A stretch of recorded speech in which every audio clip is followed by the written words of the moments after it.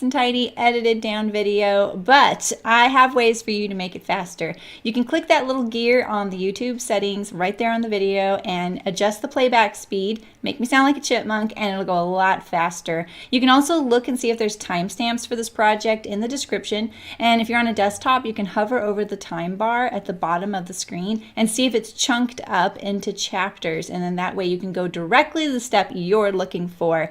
And lastly, you can also tap on the screen on the right hand side of the video picture or on the left hand side to make the video jump ahead, forward or backward if you're on a mobile device. And you can adjust that amount in your settings so you can have complete control over how much it jumps.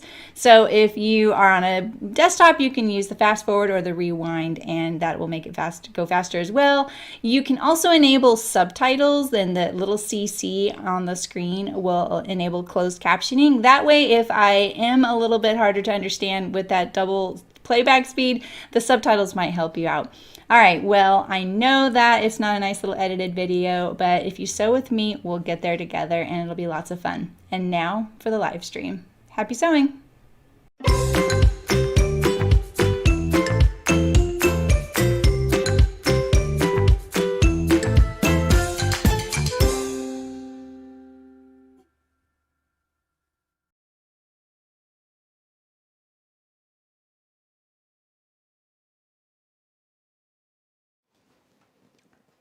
Hello.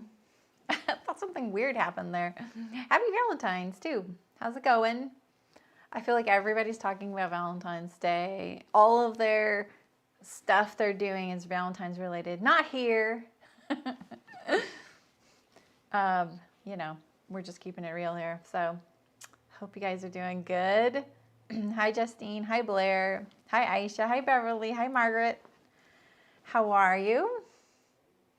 I thought I was going to be late, but I had everything prepped. So we're ready to go. I'm so excited about drafting as usual. I feel like right now that the home sewing world is really into drafting and slopers. I've been waiting 5.5 years for this. So I probably need to do a lot more with it because I'm here, I'm ready. I've been ready for this. This is my wheelhouse. Hi, Julie. Hi, Sue. How are you all? This is my last live streaming week before Sew Expo. I've been busy making kits and stuff, lots of cutting, packaging. I can't believe how long that's taken. I've really enjoyed it because I like big projects and I like a lot of moving parts and I like logistics. Those are the things I really thrive at. Putting things together, thinking about everything. Like I really like that test, you know? Hi, Vivid, how's it going? Oh, you're not alone. There's a lot of Kiwis that come. Well, not a lot, but relatively speaking, you know? So yeah, it's been really good. I have one more class to finish prep for, but everything's done. I've recorded videos, edited videos, uploaded videos. I redid the whole Notions case PDF and video, so that's a free pattern, and it'll be all revamped soon. There's going to be a new pattern next month after I teach this class, the double double. I've done that whole pattern, all the graphics, the video, everything for it. Project bag that's been set, but I did all the kits, which were super involved. And then the seam finish class, which has sold out, and there's a wait list for a second one.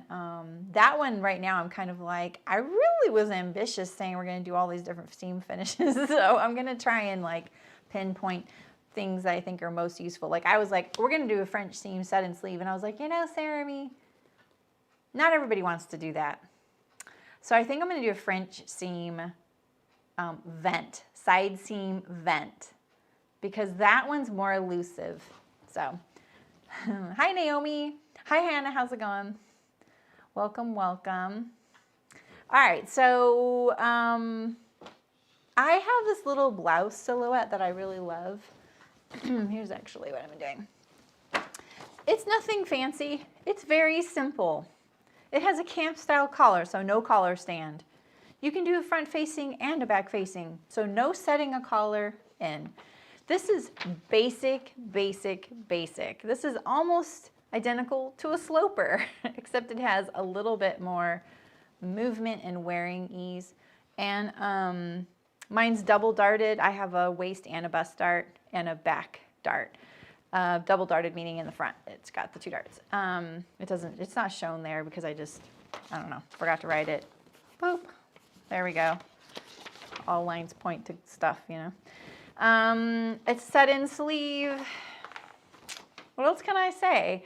I'm saying camp collar, but technically speaking, it's a convertible collar. Convertible collar means that you can wear the garment open or closed all the way to the top, and it still looks fine, you know, and it still functions as a collar. I think like a collar that you can't do that on is like a shawl collar. This collar. Well, this isn't a shawl collar. This is something unique. But hi Nancy, hi Delwyn. Hey, there's another Kiwi here, Delwyn. Hi Hillary, hi Mullen. That is elusive, great class idea, but yeah. Oh, you think so? Oh, yeah. Well, that's the thing, Blair. They don't know they want it, and I feel like there'd be like a low groan in the classroom if I'm like, we're gonna French seam set in sleeve. So we'll see. Thinking about it. Hi Mary. So I've been making this little blouse. Like I made so many of these a long time ago. I'm wearing one right now, but I made this a long time in my stream. Here, I'll show you. It's nothing special. I love it though. Yeah, and here's my Sylvan jacket. But see, very simple. I have it buttoned all the way up right now. Just a simple little silhouette. It used to be a little more fit and flare on me, but I have less fit and more flare now. Just a simple little blouse. Okay, so I want you to note that you see how there's a wrinkle in my sleeve there, right here? Or actually, I'm trying to point to this one. It's really like right here. I have a lift in this sleeve, so you see how I can lift my arms up? My buttons are in a little weird spot. See how I can lift my arms up and my bodice pretty much stays there? We're gonna do that today too. So, hi Lean. What I love about this blouse and why I've made so many over the years is that I felt like it was, depending on what fabric you use, it could be fancy, it could be formal, it could be very casual, right? And it's super fast to sew. This is another reason that I really loved it. There's no collar stand, you know. I love sewing that stuff. Me. If anyone ever accused me of not knowing sewing technical stuff, we'd know they were new here. And I feel like it's really versatile. It also is kind of a sneaky way to use a quilting cotton because quilting cotton isn't really the best fabric for garments, right? But you can get away with some button-ups, and this one kind of works. And you can cut this on the bias if you have a fabric where you're just like, I really want more ease, or you just want more ease in general. So I'm just wanted to do this because I wanted a really fun print to wear to Sew Expo. I liked this. Some of the sewing prints, I'm like, do they think that we are all like old ladies or something? Like I just can't, the sewing prints are just so derivative and this one's cute. I don't know about this color on me, but I don't care. I'm gonna wear it under this jacket. Or just alone. I like this too. I don't have to tuck it in. I can make it as long as I want. I just love this blouse, and it's like I said, it's nothing fancy, it's nothing trendy. It's very timeless for me. And I think the easiest way to make this blouse look really different is if you change the sleeve a lot. You could do so many things to the sleeve. You could put a Peter Pan collar on it. You could put a collar stand on it. You could make it. I mean, it's basically like a sloper. So. I'm going to start with my sloper, and this is the other fabric I got. If I can make two, I'll make two, but I'm for sure making this one, and then I'll make this one eventually because I got fabric for it. This one's more wrinkled. Is this the back side of the fabric? Oh, it is the back side of the fabric. Oh my goodness. I've been fine with the other side, but the front side's better. It's a little darker. It's kind of a peachy pink, but yeah. I'm all pre-washed. I'm all pre-washed. Hi, Terry. Hi, Raquel. Yeah. Oh, yeah. A little mandarin or stand collar. Yeah. Collar stand with no collar, exactly. A band. Some people call them band collars. Straight, rounded. Anyway, if you make something like this, if you get the fit close on something like this, you will basically have a sloper you can use.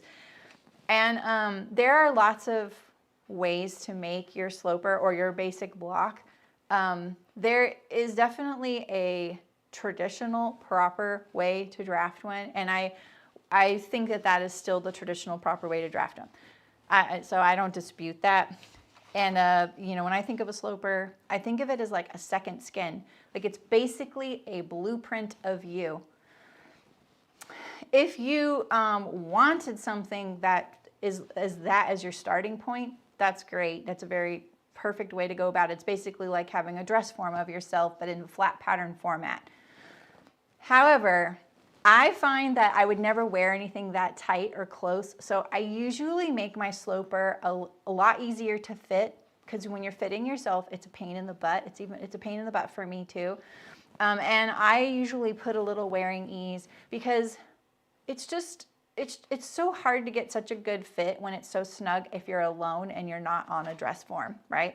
So I'm doing it on myself. That's what that counts. So I wanted to show you where this was like my second to last fitting of this sloper pattern here. So here you go. Whoops. Oh, that's my zipper hanging down. I zip up the front. So, because I'm over pinning slopers on myself and muslins on myself. I didn't even arrange the back. I just tossed this on. It's sitting crumpled in a heap. So yeah, I could have arranged my bra better in the back. The darts, I've kind of, you know, like I'm sewing those a little differently now. You see that little tiny wrinkle above my bust near the armhole? That, my shoulder slope was a little high. I've changed the sleeve a little bit. But look, I'm pretty close, you know? I'm already pretty close. So anyway, this is my starting point. So I'm showing you this because if you have something in your pattern library that can get you something similar to this, you can use that as a starting point to where we're going today. No, not necessarily, no, because I mean, you can, Lean, you can. So that's why I'm saying, like, I say in home sewing, you aren't doing this commercially. You're not selling these patterns. If you're looking to me for advice about drafting and selling patterns for people, you can hire me to do that for you. But I'm not giving you that kind of advice here. I'm giving you the kind of advice for you're making one to fit you. So I say relax. Just relax about it and make it how you want it and what will be the most useful to you. And what I found using a sloper that was super snug and fit me really perfectly, and that one is pretty snug, like that one's almost zero ease. It's probably neutral, right? What I found is that I had to just do more work to get it closer to where I wanted it. So what I decided a long time ago is I make my personal starting point sort of with the basic amount of ease. I wouldn't go less than that. That's where I draw the line. I'm like, I wouldn't go less than this if I wanted to wear this in public. And then that way I know where I'm at. I can always take it out, but I don't really need to. Like, you wouldn't wear a sloper around. It's not comfortable. Like, you know? You know what I mean? So you might as well not have to sort that out, get it to the point where you'd wear it. You don't need hi Ahmed, welcome. I saw the subscription thing finally. So yeah, oh yeah, put the zipper in the front. You know, the thing with the zipper, I will say, is that I use 1 inch of ease. Where is my sloper at? It's right here, or my muslin, sorry. So what I do is my sloper, here it is, right here. This is still from design school 30 years ago, right? This is my center right here.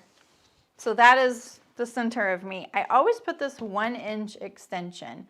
And then when I was doing it on a dress form, like fitting it on a dress form, I would fold one back and not fold the other one back so that I could just lay the folded edge up to the line of the other one, right? So it's, basically like, going up to there.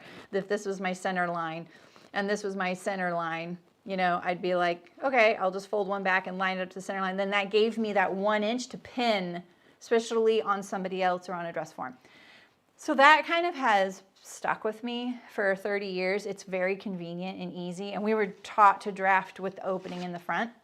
And we would never draft a half pattern. So my back is actually a whole pattern piece. That is just left over from the pattern thing. If you want to save paper, you can just put it cut on fold. It's more accurate to do this though. So I say when you get to your sloper, it gets really close, make your patterns really accurate, right? So when I get to the zipper, I just have this one separating zipper that's been used 50 times, and I lay it right sides together. I permanently have tacked the top of the zipper down, so I've folded the tape down, right, on both sides. That's always like that, even when I take this off of the sloper and I use it for another one. And I line up, so there's my notch right here, this fold. I lined that folded back. So what I do, I iron this along the fold, the center line here. I fold it back on both. And I line up that fold to the center of the chain of the zipper. And then I just top stitch it down. I don't do anything fancy. That's all I do. So yeah. What about the Helen Armstrong method? What is Helen Armstrong method? My book's by Helen Armstrong. So, I mean, my favorite pattern drafting book is by Helen Joseph Armstrong. So what's her method? I learned with that book. So what am I doing different? I could be doing something different. Yeah, exactly, Aisha. I would never wear something that fitted. So here's my sloper, and I wanted to show you a few things that make it, for me, if you were to hang up slopers on a rack, and you were to tell me to pick mine, I would know, because do you see how my back swoops here? That's my hip tilt. Here's another big deal with my sloper, big difference with my sloper. I don't stop it at the waist. Remember how my video, look how long it is. A traditional sloper stops at the waistline. So I go below that because I would never wear something that short. If I want to wear something that short, it's very easy for me to figure that out, because here's my dart, right? This is where that would end. If this were going to the waist, it would end right there. So I did a torso block. That's what they would call this, is a torso block. You have that book, but never tried it. So what was your question, Raquel? I wanted to make sure I answered it. What about using the Helen Armstrong method? But you never tried it. Yeah, Terry. I just fold it under, iron it down. Like I give myself that, like I iron it. Oh, I just spit all over my sloper. I just put that fold right on top of the zipper coil and top stitch it down. And you can still see I have a lot turned back. You don't have to do an inch, just left over. That's why I do that. You could do something less. And if you don't have a zipper, you would leave this one unironed. And then I would just lay it on top and pin it. So, hi, Mary. I thought you said hi, Mary. Did I not say hi to you? I thought I did. So anyway, what else can I tell you? I'm trying to remember what's different. You don't have any other pattern that basic, only the Helen's book is it difficult. Is what difficult? Like drafting your sloper? So you could start from measurements. She has a method to start from measurements, right, in that book? Yeah, she does. That's not hard. I actually have 2 live streams doing that exact method, Raquel. If you look in the pattern drafting playlist and you want to draft your block from measurements, it's there. Oh, okay, Mary, okay. I'll probably do something, I don't know. I'm kind of on the fence. I know you guys are sick of me saying I'm going to do a sloper thing. But honestly, I'm just sort of on the fence about it because I feel like it's like a 4-person thing will come up. But I don't know. What did I say? 4 people will sign up. I'm trying to reach out. I need to calm down. I'm so excited about pattern drafting. So you can do it by measurement. If you have anything resembling this silhouette though, you could start from that too. If you have a garment that has an apex or a dart, a set-in sleeve, and the shoulders fit you really well, I would use that. I think it's going to be equal amount of work to do it from measurements. The problem with measurements, it is really easy to make a mistake. I can't stress that enough. I even made a mistake on my live stream and I realized where it was. If you have not done that a bunch, it's so hard to figure out where the mistake was, because the way you do it by measurements is you have to come up with a lot of them. And you have to be very specific and consistent with those measurements, okay? I would get help with those too. I would wear a garment. I would mark landmarks on your body. I would do the measurements. If you're gonna do a sloper, just take the time to do these things, you guys. Because you don't wanna do it more than once, right? So just set yourself up, you know, like set yourself up. I take tons of videos of myself. I do that like at the level of my front here. Like I don't do it up high, I don't do it too low. I do it straight on. I take videos and I move, I pull things, I pinch things, just so I can kind of get an idea of like what I'm actually, like what that amount is and where it's at. I will sometimes be like, oh, this feels so good. And then I look in the video, I'm like, what the heck? I don't even feel this wrinkle. What's going on? You know what I mean? So when you do the measurement method, it's like A, B, C, D, E, F, G, right? You have like 20, I think it's like 22 or 23 measurements. I can't believe I remember that, but I think it's like something like that. And then you're like, okay, draw a straight line. We're going to call this line, you know, A to B, right? Or you don't even call it that. You're going to draw a straight line. You're going to mark a line 5 inches down, and we're going to call that point A. And now from A, you're going to go out to B. Now 1/3 of B to this, you're going to do this J. You're going to put that there. And then you're going to go from here to here and here to here. And so you're basically plotting on like an X and Y axis all of your points. And then you still have to fit it. So that's why I say if you have something like... I'm trying to think of some good ideas. I've given you guys ideas for sloper starting before. If it has darts in your apex, if you have fitted shoulders and a set-in sleeve, I think those are good starting points. Hi, Donna. Hi, RT Blade. How's it going? So anyway, I just thought I'd go over, I'm just trying to give you an idea of what my sloper, how it's different from other slopers. You can do whatever you want. I think a torso sloper is the best way to go. So that one in the book, Raquel, probably stops at the waist as well, because that's traditional. The thing about a torso block is basically then you almost have a skirt block too. And I'm seeing lots of sloper classes lately dealing with the skirt. The skirt is the easiest sloper to make.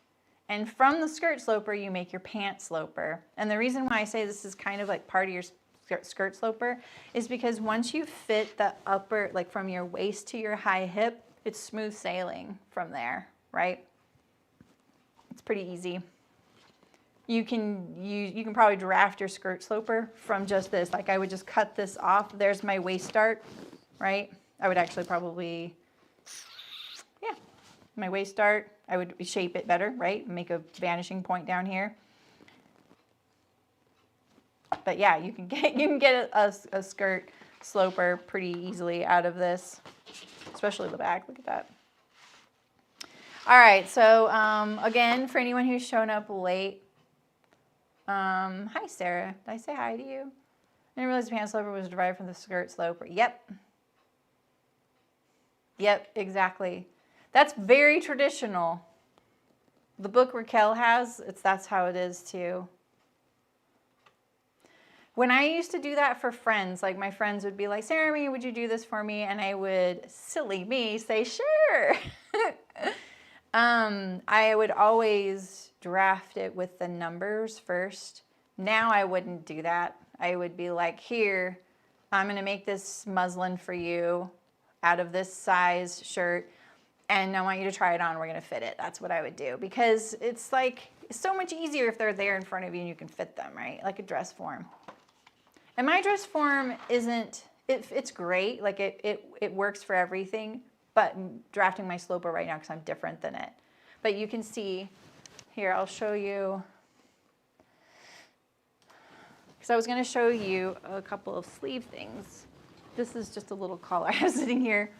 So this right here is my sloper on my dress form.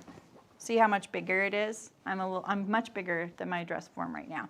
But I wanted to show you this kind of little conundrum. Do you see my sleeve here? Okay, the sleeve looks really good on my dress form. All right, so if my sleeve had an arm in it, you can see how it would tilt out here, right? And you really want it to be more like this, hang straight down with no flare. But this has a flare if there was an arm in it. See it? So now there's two options for fixing this, and I'm going to go over this a little better when we get to the sleeve, but I just wanted to show you how many choices you have when you're doing this. And you can see this little bubble I have here? That was something I fixed by pulling in the shoulder right there. But there's two options I could do to fix this. I could raise the cap height of the sleeve so that it lengthens it, right? So it pulls it down. The other thing I can do is I can make my shoulders wider. So I could do one or the other or half of each. So on this sleeve right here, I took out the seam so you could kind of see, let's see. I don't have an arm in here is the only problem. But since I took out the seam here, if I wanted to see how much it would take to pull it down, that's what I would do. There's no arm in here, so it's kind of, but I can kind of see I need about a ½ inch in height here to get this to be more like that. Let's see if I can show you. Right? Or instead, I could just make the shoulder, wider and it would hang down too. So there's a couple of options. I really like the shoulders being right on the shoulders. I'm kind of rigid that way. It's one of my weirdo things. So, Marty's method. Oh, yeah, exactly. Metodo Marty. What is Marty's last name? Oh, wait, I'm thinking of someone else. That's probably a good method, too. You have to remember, though, for something that old, like a book from then, like a technique from then, that they may be relying on particular undergarments that we don't wear right now. So just be aware of things like that too. All right, so let's just get drafting. So I made myself a list of the things I want to do to it to kind of make this a more smooth presentation for you. I'm not going to add any ease and circumference. I am fine with how this fits on me. It makes me sometimes nervous because I've never been this size or weight before. And so I feel a little more like I'm still getting used to where my body is. And so my instinct is to be like, I'm going to add a ton of ease, right? So that I know it's big enough and it's not going to get hung up on anything. That's just not really the best method to go, because if it fits you really well, you're not really going to feel like it's getting hung up anywhere, and it's safer to make it fit you. So bonjour. So I'm not going to add any ease and circumference, just so you know. I am going to drop my armhole and I'm going to lengthen it a little bit and add a hem. I'm going to open the neckline up because you can see here how close my neck is up there. You can see here, like look at, this is, they're buttoned all the way. I like the way this fits. I think that this sits a little too far away, but I like the way this feels. And this neckline is right here. So it's lower. on me, right? So I'm going to add a little, or take off a little at the neck. There we go. And get rid of that. And for my sleeve, I'm going to also drop the armhole, but we're going to put a lift in it, which is going to counteract that. Not that it's trying to counteract that, but it will counteract that. But I'm going to do both to be very literal, just in case you don't want a lift in your sleeve. I'm going to shorten the sleeve, and I'm going to add to the hem circumference. And I need to decide if I want bigger seam allowance, so I can do French seams, because I'm definitely going to sew this with French seams. And I think I will. I have 1/2 inch seam allowance. That's the other thing with the sloper, is sometimes they don't have any seam allowance at all. And I put a sewable seam allowance on my thing, because I found that every time I just did nothing, I would forget, and then I'd have to recut it out. Yeah, so at the beginning, I was telling you guys about the lift in the sleeve. Where did I show you? Oh, I'm showing you. Okay, so I'll just explain this one more time, and then we're going to get to it. So you can see on my shirt here how I lift my arms up and my garment doesn't move. Heaven, right? That's because I put a lift in the sleeve. So the compromise with putting a lift in the sleeve is that you add a wrinkle right here. You're going to add, you see how full, but if you have a full bicep and you just never have like enough in your, no matter what you do to your bicep to make it like fit you really good, a lift might help you, because it does add a lot in circumference around. So I'm going to do that too, but you don't have to. So we'll just leave my jacket off. I'll put it on this because it's so bright. All right. I'm going to start with my front. Let's put this aside here. So basically, this is our design. I'm only going to be using this today, but I wouldn't ever use these for drafting. I would only use these for marking, just so you know. I'm just going to do this just so you can see. Why does it lift up? Well, usually it's lifting up because it's not fitting quite right, but it's because, you know, your garment, you know, when your sleeve is really tailored and it fits you really nicely, sometimes there's just not enough to be like this, right? But remember, there's a compromise to that. You're going to be adding some volume to the sleeve on, if you were going to do this on like a tailored white blouse, you're going to notice it. No one else will, but you're going to notice it. So, all right. And I don't know why more people don't do them. I have a feeling now we're going to start seeing people talk about them, because I'm starting to see people copy some of my content. So that's great. The more the merrier. I actually had someone popular on Instagram ask me what it is and tell me how to do it, and I was like, no. I mean, I would have if it was a totally different approach. Don't get me wrong. Like, I'm not like trying to gatekeep anything. I'm not the keeper of this knowledge. So, all right, we're gonna trace off our sloper, and I'm gonna do a separate facing on the front. If you want a built-on facing, so you know you'd have a fold right around here, you need more paper. So we're just going to trace everything off. And again, I'm using a marker, but the marker has definitely added to some,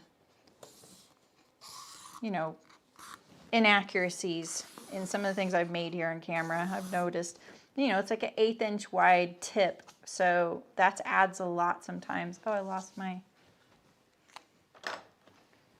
I'm just gonna mark my hole through here. This is a screw punch, but I'm just gonna do it now so I don't have to do it later, because this one wasn't punched here. So now I have this, and now we're gonna mark our darts. This dart right here needs adjusting, I can tell. Let me just fix this really quick. I keep meaning to fix it, and it's literally been 2 months, so. It's like barely off, and it's really annoying. So we're gonna fix it. Not part of the demo. We're gonna need some tape probably, and I really like using removable tape. Where's my screw punch? I want one of those little, I want one of these little pieces of paper that came out. There we go. I'm gonna plug one of these holes, just like that. All right, so all we're doing right now is transferring our sloper. I always do a cross on my drill holes because this drill hole may lose integrity over time.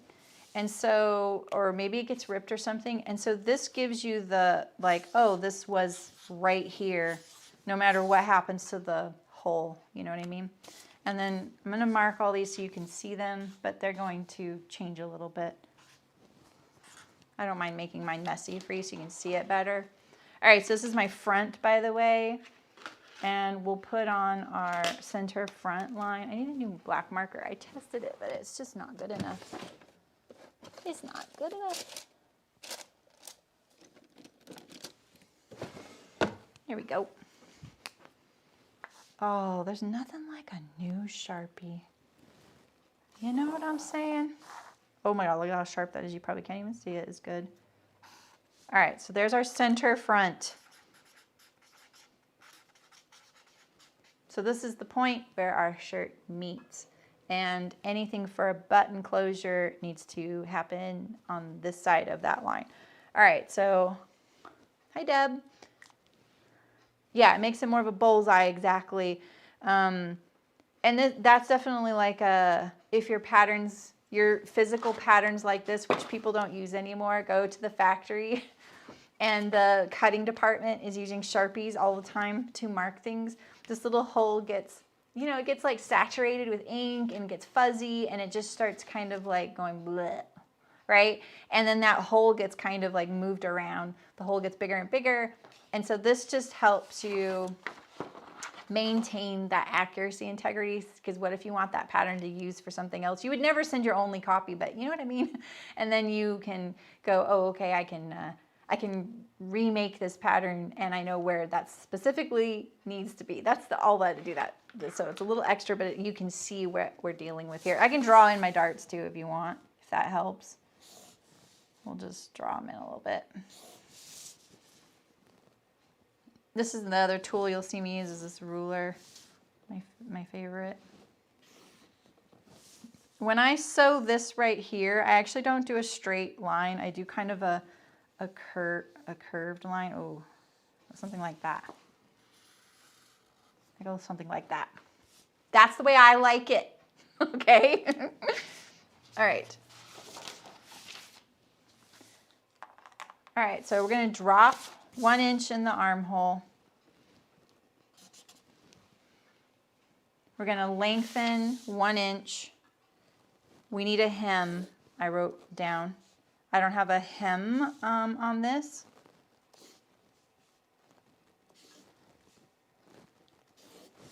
Okay, we'll connect our side seam here. And as far as the hem goes, I'm going to do 1 1/4. This is why I like this ruler, is that you can just do parallel lines. You could do whatever hem allowance that you want.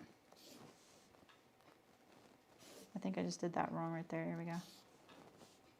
It's so messy with Sharpie. Okay, we need to extend our darts.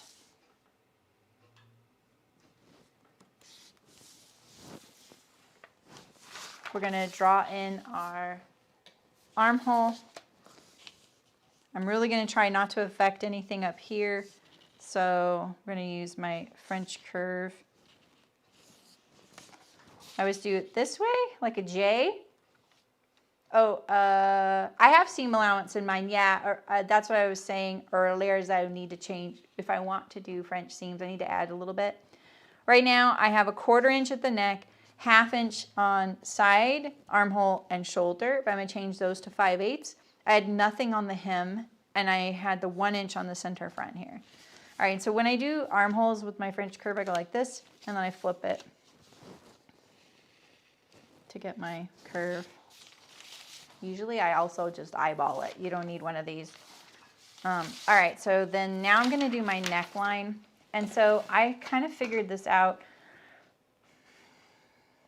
I'm not going to take as much in the center back because the my sloper has the like a rounded back like kind of thing going on. Like it's already, I didn't do that intentionally. It just, I know it has it because it fits me.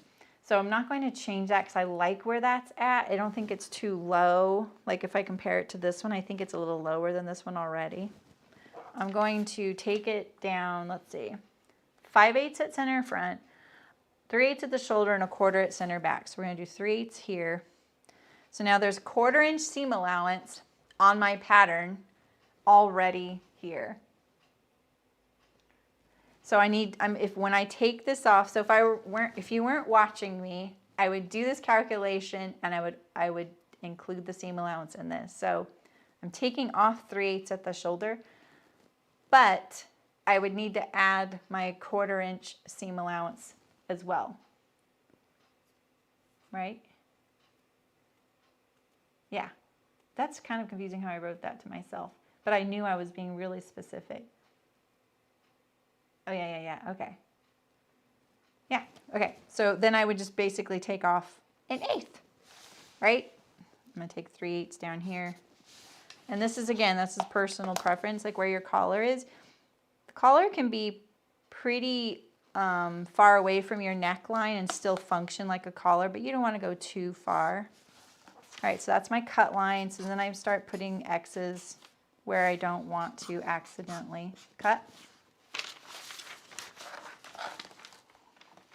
Because we have a right angle here, or do we? We don't have a right angle here, so we're going to need a hem shape here. So I'm going to do my hem shape. And so when you have a hem and you need like a little wing so that when it folds here, it sits flush against the body, right?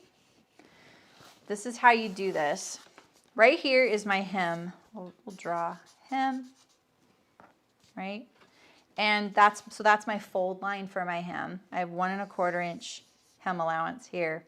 So I need this to fold up along this line and be flush with this edge here. So what I do is I'm gonna mark my hem width right here. So that's where this needs to go.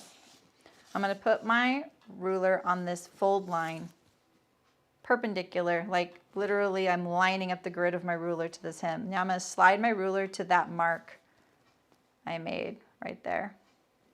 Now I'm going to make a little dash on this line here. So now we have a mirror image. The way you look at this is that this is a mirror image from here. So we're just trying to go bloop, bloop, right here on this fold line, bloop, bloop, right? And now we can draw to the fold line that. And so this angle right here should be the same as that. That took me so long to remember how to do that. If you're not using manila paper, which is what I used to have to draft on, and you just have dot paper like this or something soft, you can just fold it as well, right? And you can then just cut your, I would fold it the other way. I would just cut my side seam, and there's the shape like that. So that's another way to do it. That's what I would do on the sleeve too. All right, so we have that. Our last two edges we need to deal with right now are the center front and still the center front, because we just dealt with the neckline. It has seam allowance, the shoulder's fine. I decided to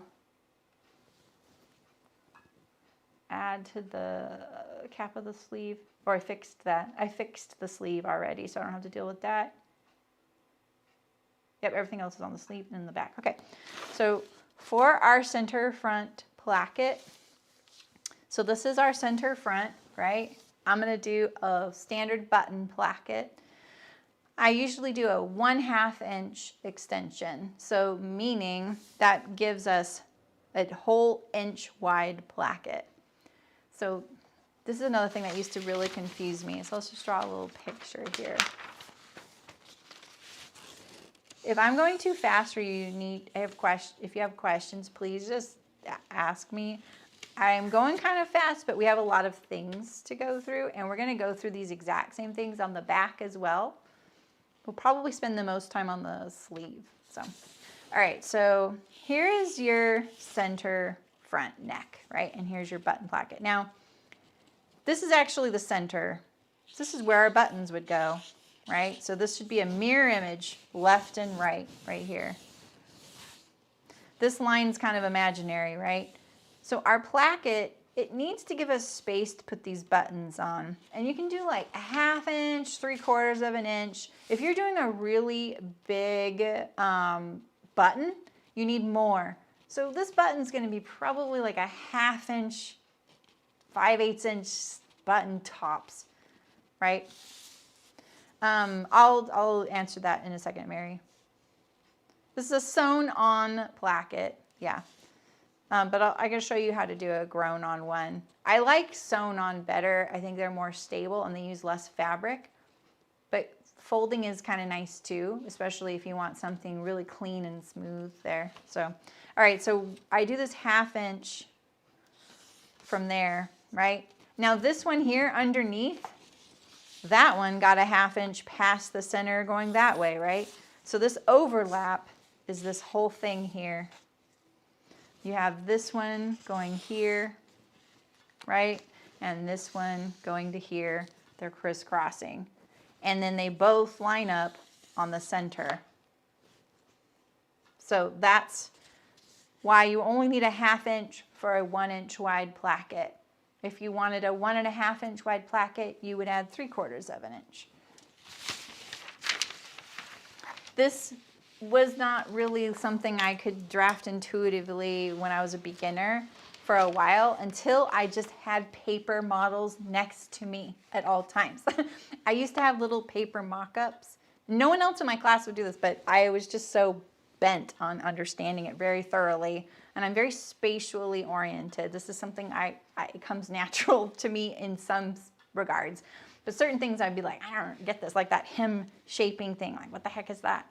Especially when home sewing patterns didn't have that a lot, so I hadn't encountered it, you know, because not all home sewing patterns do that. I have something tickling me. What is it?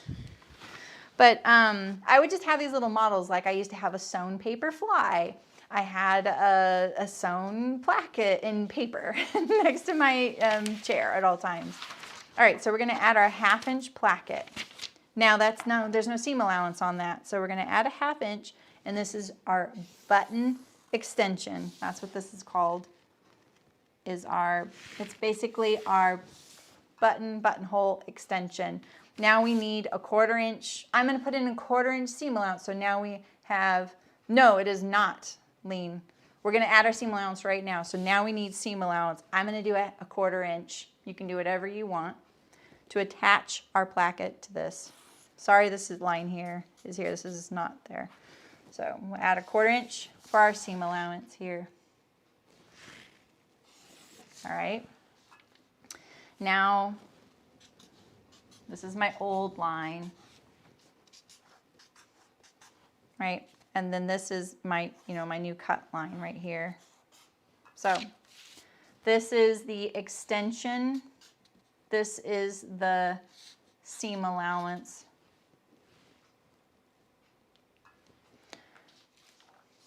And so this little extension here is this right here. Do I have we could use my jacket as an example, right? So this one has I put a bigger placket on mine, right? So here, if we were to button this up, so the stitching line, that's the facing, that has nothing to do with the placket.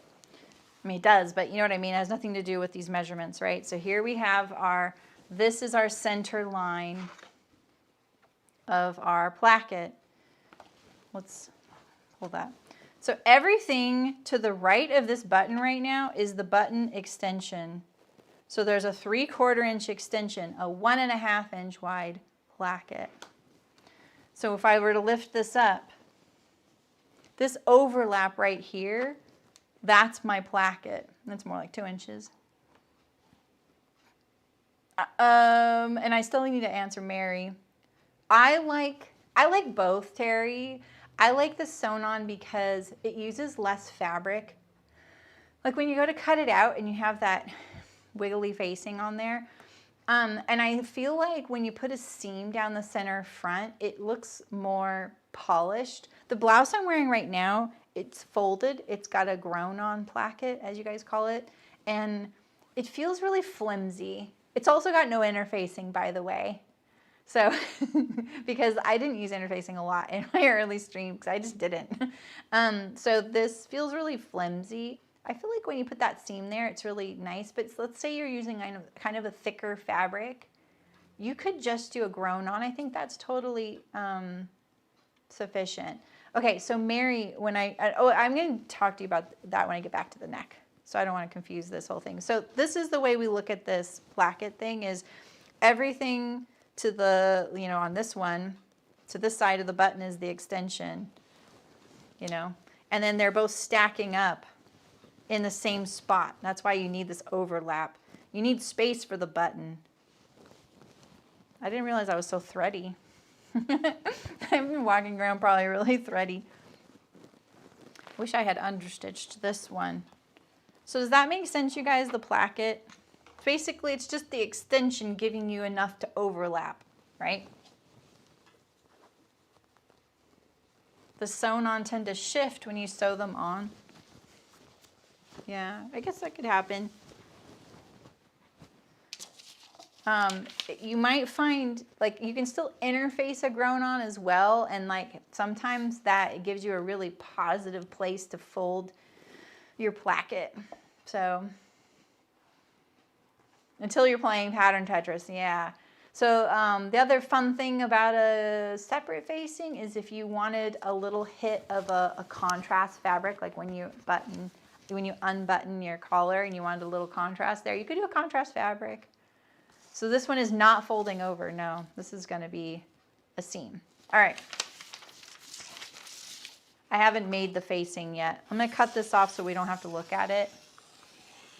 All right, so Mary, the reason I didn't do that was that I added back my seam allowance. So I know that from my seam line on the neck, which was like right here, right? I wanted to remove 5/8 of an inch, but then I needed to add my 1/4 inch seam allowance back to that. So that's why I only took off 3/8 of an inch. Yeah, rayon, exactly. All right, so let's just trim off a lot of my stuff so it doesn't look so confusing. And we'll do the back now. We're going to do the same stuff to it.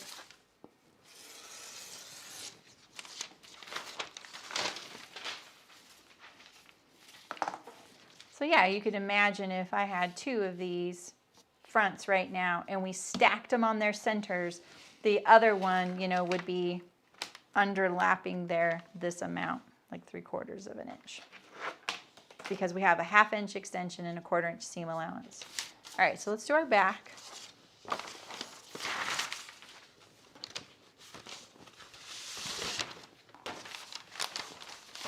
Exactly, evil to work with, nice to wear.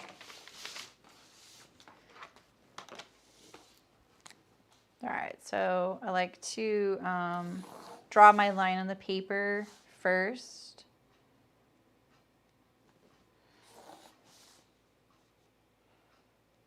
Especially because I'm going to be tracing a folded manila down and it's kind of thick. My rabbit punch broke, so I'm hand cutting my holes. I'm really sad about it too. I'm really hoping my dad can fix it. I've had it for forever, and it was like this, such a splurge when I got it. I was in my 20s. I love that thing. It's like literally iron. I don't know why it would fail, but it's not lined up anymore. All right, so let's do our dart. I have a torso dart. I'm gonna do my screw punch. This way I can put a pin through that hole, you know? Mark the dart.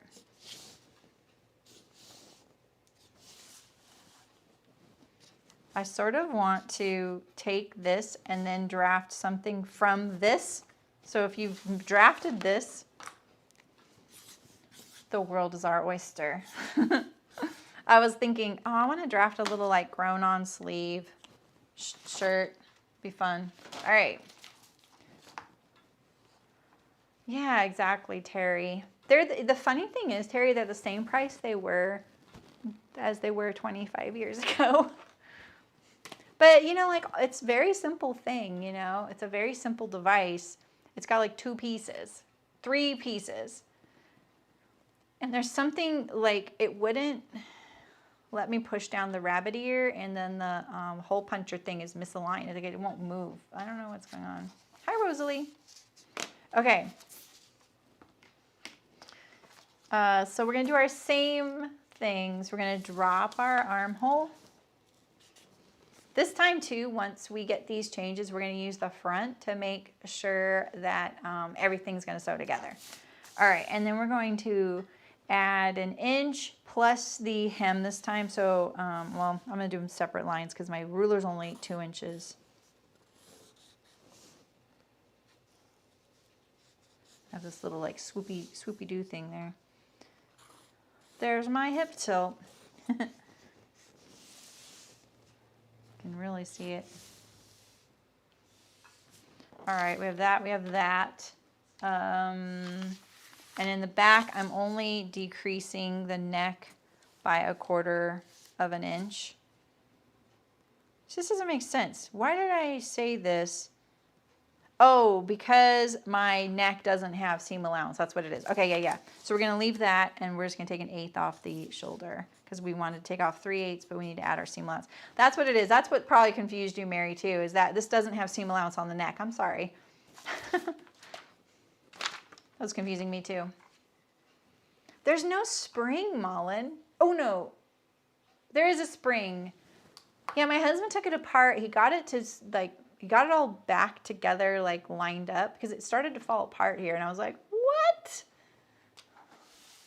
I love my rabbit. All right, Sarah. Have a good day at work. Yeah, I think the shipping probably costs more. I don't know. It's still $65 for that thing. I feel like it's still, if my dad can fix it. You know, he's a blacksmith, so. Okay, we have our 1 inch here. So we'll use the French curve because Saremy likes their French curve. But I don't like looking at it like this. This is how I like to look at it. You can tell I'm trying not to disrupt this area here. I really just want to work on this lower part of the armhole where it starts wrapping around the body and leaving that upper back area unchanged. I don't want to create another fit issue, which so easily happens. That was my old pen, by the way. All right, so let's get rid of this. No, this, confused. Why are you acting like this? This is how my nails end up looking like they do. Because I do that. I pick off lint. Yeah. All right, that's good. All right, and let's put our hem allowance on here again. So again, we want to, we're folding it here. Right, we're folding it here. Going there. Line it up. It's a little weird there. And then we want to go in this time like this. All right, and so now lastly, what we're going to do before we trim away any of this is get our front, and we're going to check things. I'm just trying to lower the neck, and because it already had, because I'm adding my seam allowance, you know what, I feel like I need to look at this neck thing because I'm doubting my notes right now, and your guys' questions are making me. I may be confused about if my slipper had seam allowance or not, so I need to look at it. I'm going to use removable tape, close my dart. If you need to shape a dart, fold it the way it'll be sewn, and then trim off the edge. Mine's already trimmed flush. All right, so now we're going to check our side seam, and we're going to line it up here. I like my side seam to match in silhouette, so I check that, right? And then right down here, I think we could actually fix this a little bit right here. I think it's like right here. Oops. Now I'm going to go like this. So we're gonna check our silhouette here as well.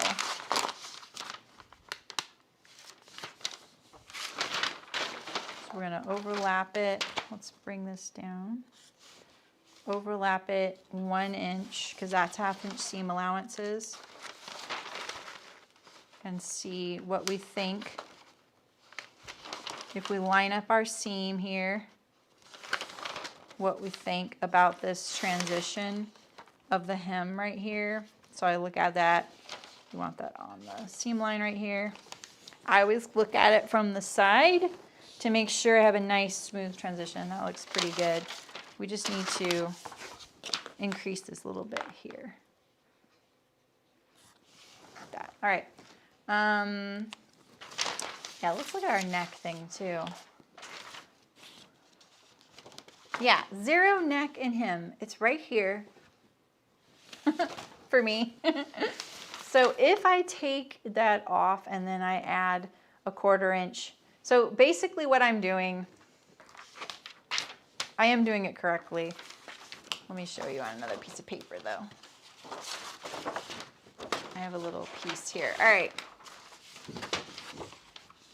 This is my neck, all right?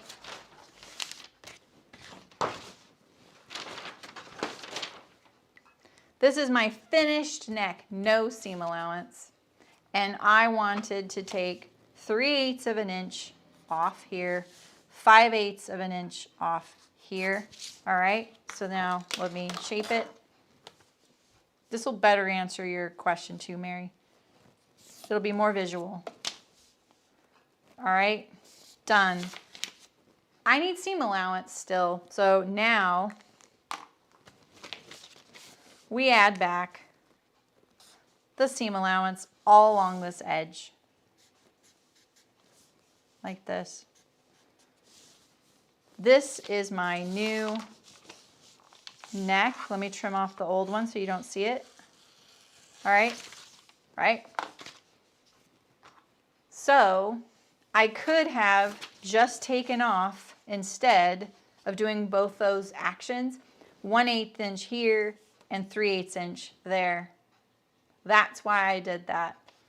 So I was indeed taking off the amount I needed, but I also needed the seam allowance. So I was just compensating for that in one step. I'm sorry. I do a lot of little things like that, and I am trying to break down a lot of those things for you guys, so it's more like transparent. So thanks. I'm glad you guys are asking. Or I thought you said neckline had 1/4 inch, but if there's no allowance, it makes sense. Yeah, exactly, Mary. Yeah, I think I did say that, but it doesn't. Yeah, exactly, Terry. Yeah. Plus, it needs to go through Manila. All right. We're getting to the sleeve, which is the fun part. All right, this is on the fold. Oh, yeah, so this is fine, because this is a 1/4 inch seam allowance. This is all fine. All right. Yeah, no. That, I think I was being really confusing by that. I totally think that's what was happening there. And I was confusing myself, too. All right. I've never taught pattern drafting, by the way. Can you tell? Sorry. You are my guinea pigs. All right. All right, so we have our front and we have our back right now. Let's double check our shoulder sews together. So this is I draw a 1-inch parallel line because currently this pattern has a 1/2 inch seam allowance. This is a very quick and dirty way to figure out if it's going to sew together. You also need, though, like if you're if you have really severe angles, it's good to know exactly where that 1/2 inch is, because now I lay this on top. I line up my shoulder to that 1-inch mark. Now I know I've overlapped it a 1/2 inch each for the front and the back. But I need to make sure that when this neck touches this neck, I'm touching it right there at that seam mark, and same with over here. So it's right here and here. And then I also look at the transition and I go, okay, do I like this? Do I like this? We don't want any points. We don't want any divots or points in either spot. We want a nice smooth transition because you have a nice smooth transition. So, all right, let's take off this removable tape here for the dart. I just stick it on the tape dispenser because I can use it a few times. All right, so now we're going to just really quickly take one measurement. I always have this kind of at the ready, and it's my armhole measurement. Let me move these weights. So I'm going to measure my armhole, and I'm going to include the seam allowance for just this, not the shoulder, and I'll tell you why in a second. So I'm just going to lay my ruler on here on the seam line roughly. This isn't as accurate as I could be, but it's accurate enough for me. All right, so that's that one. This is also how I can tell this is my pattern. I'll show you how kooky my sleeve is in a second. All right. I have a 3-inch difference between my front and back armhole. If you knew how crazy that is. All right, so here's my sleeve. And where's my sleeve? I cut a piece of paper for every pattern piece. So if you look at my sleeve, can you see this line right here? This is if I fold my sleeve in half and line up the underarm, that is that right there. But can you also see how much more is on the right-hand side of this as opposed to the left side? It's like it's pointing that way, right? Hi, Elizabeth. So I do that because I have my shoulder sits forward, kind of like that. Yeah. I'm very upright though, like at my neck. I don't really have a rounded back so much as I have a really upright. I don't know how I would describe it. I just don't describe it anymore. I just do what I need. So it's forward.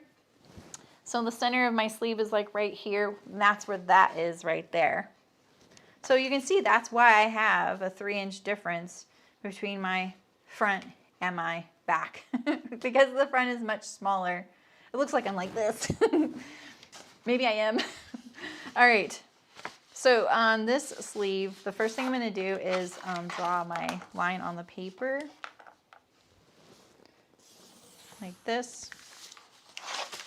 And we're going to line up the line here. And now we're going to trace it.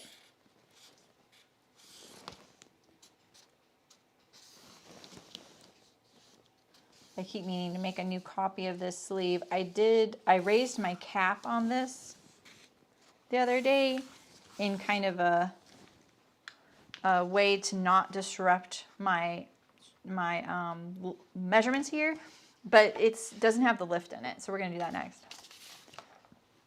Are they smalling? Okay, so I think my sleeve has I think there's 1.5 inches of ease in my sleeve. It's either 1 1/4 or 1.5. I can't remember. It's quite a bit. So that means that my sleeve between about right here and here, like across here, This area right here measures about 1.5 inches bigger to where it's going to sew on the bodice. And that kind of gives you that nice little rounded ease on the top of your shoulder. It's like you need that. You need this little extra. So when you have a sleeve that has no ease in it, usually you're going to feel it's really tight across the top there, unless it's a drop shoulder. You know, as soon as, you know, your shoulder, like mine is sitting like this, right? It's like this. And if you drop the shoulder like that, and you get a flatter arm's eye right here, and you move this seam line off of the edge of your shoulder, it flattens the cap, right? So you have this sleeve. We'll put it on the fold. So here's the underarm, and here's the center of the sleeve, center, right? So if this creeps toward it, it flattens it out, right? Think of this line moving, you know, if you're shaving off of the bodice, you're adding to the cap. They're chasing each other like this, right? Or tucks. So this is the way I think of all lines on the body for all pattern drafting, is that wherever this line goes, the other one is chasing it to kind of keep up with it or to scare it away, you know, if it's going this way. And I think that is the best way to kind of think of it, is so that you know, okay, if I make this big change, if I want to take off the cap here, what's going to happen? What happens to the seam it's sewing to? Does it need to follow it? Or was I trying to pinch out some extra there, you know? So I can talk a ton about sleeves. It's kind of my specialty.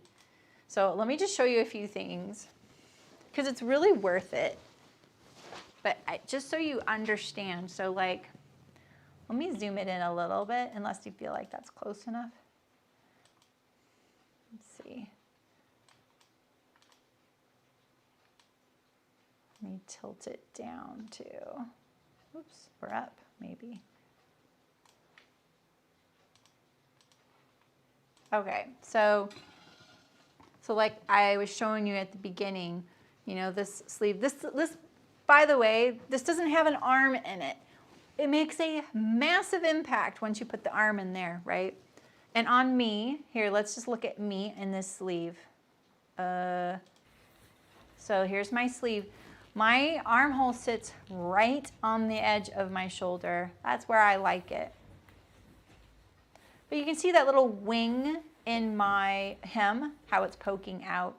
That's what I am showing you here. So see my arms down, the hem wings out a tiny bit. And I can lift my arms pretty good. And the reason I can lift my arms pretty good in this is because it's a very close fitting sloper, right? So if I wanted to get rid of the wing, right, and drop my sleeve down, like, you know, I took out the sleeve here, sorry it's a little bright. Took out the cap there only. I pull it down. This seam needs to chase it, right? It needs to follow it and go, hey, where are you going? We're buddies, we need to stick together. And the other way I could do it is by, you know, just adding to this cap, right? So either I'm dropping this down or I'm adding to the cap. I either got to meet it or chase it in this instance. So that's the choices here, depending on what I want. I chose to meet it rather than chase it down because I don't really want to change where the shoulder line is on me. So I'm really sick of seeing myself in that really awkward video. Okay. Now we're going to do the lift. So when we lift our arms up, this is really easy. I love this. When people learn this, they're like, wait, why doesn't everybody do this? Because there's a compromise. You get the little folds right here. And the home sewing world is obsessed with wrinkles right now. So I'm sorry, but you guys are. All right. So the few things I'm going to do, I'm going to do the lift first because it makes the biggest impact to the sleeve. And then we can do all the other things kind of to it. Plus, I have my sloper here. So I want to, we're going to do two things. All right, so if we weren't adding a lift, we have to do to the sleeve what we did to the armhole, right? So we need to drop it down. It follows it. So we're going to drop it down and we're going to drop it down, right? Because that's what happens. So when you think of a sleeve, it's like pants. Think of this as like the rise, and this is the inseam of your pants, right? That's what's happening there, these two things. So if your bodice drops, down, right? Your bodice drops down here. This drops down too. It follows it because they sew together. And it's very literal.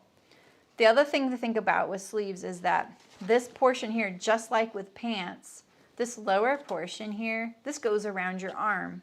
Whereas this portion here, it's part of your torso up here, right? It's kind of connected. It's kind of, your arm is kind of connected there, and it's kind of still mobile. So you have to deal with this part sort of having to do both, and that's why it's always so hard to fit across the bicep right there. And it's kind of like in pants, right? This is your torso, right? This is your waistline up here. Here's your torso, and here's your inseam. So this part right here wraps around the whole body. This right here only wraps around your upper body. So you have all these three-dimensional things happening with flat pattern drafting. It's why, some things like, yeah, you can get a perfect fit for things, but come on, you have to be able to compromise in some in some respects, because this is a flat piece of paper. When you go to cut it out, it has to be a flat piece of paper. But the garment itself needs to be three-dimensional. So think about where these things are going on your body. All right, so if you didn't want to add a lift, you're going to add your 1-inch drop, blend it in, and I would blend it in. I'm going to use a pencil here. I'm going to blend it in as soon as possible, like right down here, right? So I'm not changing this up here. So I would blend this in. There's my pencil line. Yeah, right, Sarah? Exactly. This is the anti-muffin top shirt. So, or the anti-exposed muffin top, or the anti-exposed belly. So, we're going to blend that in right away. We don't really want to monkey around with the fit of this. And I would absolutely check my measurements. Then I would look and go, okay, we measured my front sleeve, my armhole, and we measured my back. I like having this measurement because, and I also like to know how much ease did I allow. As long as I stick between 1 1/4 and 1.5 inches, I'm happy. And I usually will split the difference between the front and the back. In this case, if you wanted to look at this proportionally, maybe I'd put slightly more in the back than the front, so that the front's not trying to ease in the same amount as the back in this shorter amount of time, right, or space. So, you can kind of do it proportionally. Traditionally, you would split it evenly between the front and the back, right? But this notch, while this notch is not movable in the fashion industry or in commercial patterns, it is absolutely movable in home sewing. Would I send a client this pattern if they were a pattern company? No. Would I send you this pattern if I was drafting for you? Absolutely. So that's kind of the weird thing about this little notch right here, which is the center, the shoulder. So this is your shoulder. Here's your neck, right? Okay. We're going to do the lift now. Why do I do this? This is why I will never be a good teacher. Oh my God, I'm such a squirrel when it comes to doing this stuff. Let me cover that up with a little piece of paper or something. I really shoot myself in the foot when it comes to this kind of stuff. Let's just get rid of it. Break another pattern drafting rule. Tape on the pattern. All right. Okay, so we needed to drop our pattern, right? So now when we look at this here, let's see, we're also going to do the 1-inch lift. So I'm going to put my pattern on here. I'm actually like, do I want to do it from here and just go like this? Oh, I think that's what I do. So here, I'm going to draw in my 1-inch like on this. It'll be a little easier to hold it. Okay, or to pivot it. So you see here's my 1-inch. This right here is my center, right here. There's the seam line. That's the shoulder. That's my pivot right there. Now we're going to swing this up, and we want this line to go up an inch. So let's say we hadn't dropped the armhole at all. So this is why I'm showing you both. And this is kind of the whole neckline scenario again. So if we hadn't dropped 1 inch, I don't want this to be confusing. The only reason this is confusing is we dropped the armhole too. I didn't re-draft all the pieces, and then now we're adding the lift. So we're pretending like this is our sleeve now, and it's here, right? We don't see this little corner, right? And that's our sleeve, and now we're adding the lift. So we're pivoting it up the same 1 inch, right? So we're gonna take this and we're gonna go up an inch, and that's basically the original line, I know. We're gonna go like this. All right, and then we're going to draw in our cap here, but we're going to blend it in this lower portion like that. So we just raised it an inch, and we also added this little bit. So for all you bicep folks, you're gonna get that as well. I really don't want to confuse you guys. And the reason we have this 1 inch lift now is because now this is 1 inch taller than the front, because remember we dropped the front. We're just pretending like this one's dropped too, when we're like, oh, this is our sleeve now, right? And we're pivoting this up to 1 inch. So think of it as 2 separate changes. You could take off the 1 inch, be done. Take off the 1 inch on the sleeve and the armhole, be done, and go on about your day. You could only add the lift, not drop your armhole, not drop your sleeve, only add the lift, go about your day. I'm doing both. So my armhole is dropped on the bodice, and then I'm adding the lift. All right, so we're gonna do it on the other side now. So again, here is where I dropped my sleeve to. So technically we're pretending like my sleeve is here, like this, right? And then we want to go up an inch, so we're going to just draw a line over here. We're going to use the same pivot point right here. We're going to pivot this to there. Boop, like that. We're going to draw in this cap, and I'm just going to go to about like where I think I would have blended in this change here, so about the notches to there. And then I'm going to redraw this in.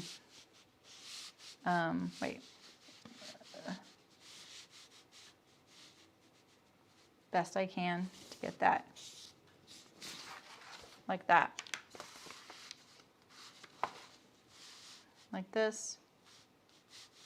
Right there is my 1 inch right there. And I'm just using this to I'm only using this as a shape to draw it in. Boop. I'm looking at this line here, and then let's try and blend this in a little better here. I think that's better. So this, is it raining? Oh, it is raining. I kept wondering what that was. Okay, can you show us without drop? Yeah, I can show you without the drop. All right. I'll cut this out and then I'll show you without the drop. So technically this pattern has both. All right, so I haven't done anything down here yet. I'm just cutting that off. Oh, I shouldn't have cut that off because I need a little paper here for my circumference. Wah. All right. All right, so I'm gonna shorten this sleeve. What did I decide? 1.5 inches plus add the hem allowance. So basically, I'm gonna shorten it 1.5 inches. I'm also going to change the circumference. I'm going to add 1.5 inches, so we're going to add 3/4 of an inch to both sides.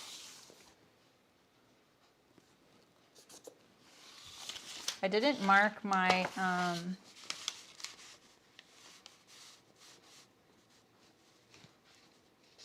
my underarm here, and this is basically what the underarm is, I'm pretty sure. See?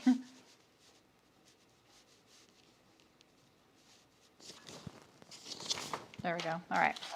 And so now let's draw this line here. This one actually goes all the way there. We're going to draw a U like this. I'm only going to do one side. I'm going to add my 1 1/4 inch hem, and we're going to cut this at the same time. We're going to first cut our underarm.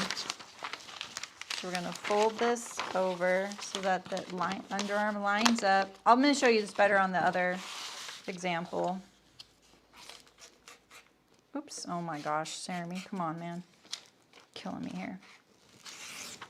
I just want that. That's all. I did not mean to cut this off down here. That was such a bad thing to do. Because we need to add our flare. Our hem shape. This, if for those of you who have the sleeve skill building session, this is in there, by the way.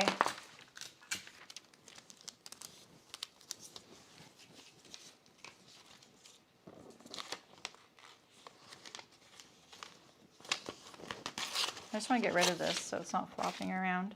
I always secure my tape, my little pieces on the back because they fall off really easily. So this time we'll just shape our hem allowance like this. We'll fold it up.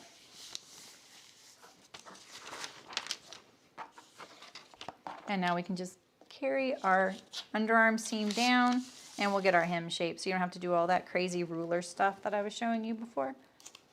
Okay.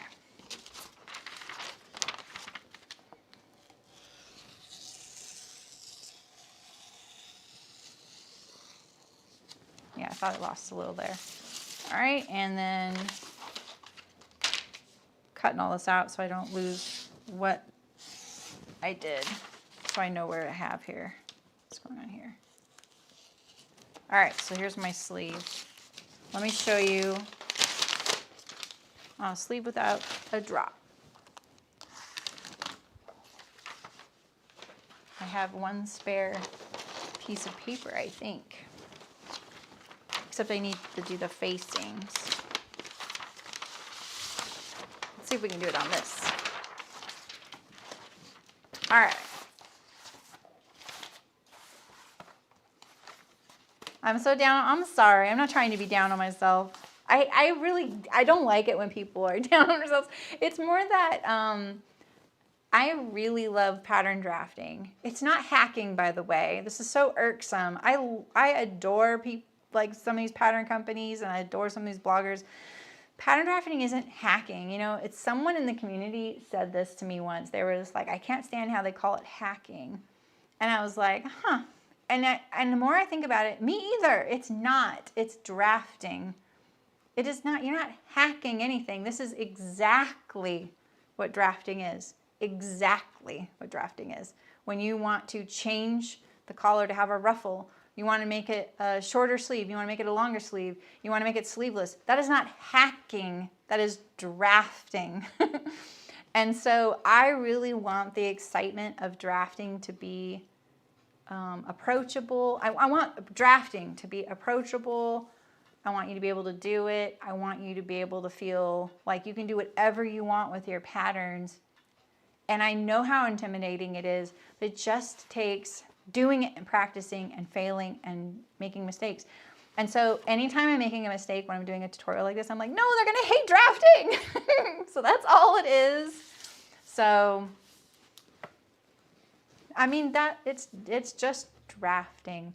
I mean, it's like, you know, someone really amazing just came out with a sloper and they keep calling it hacking. And I'm like, okay, you guys, we're gonna have words soon.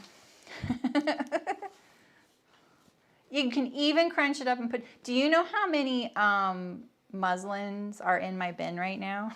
There's a lot of them. Yeah, exactly. It gives yourself more credit.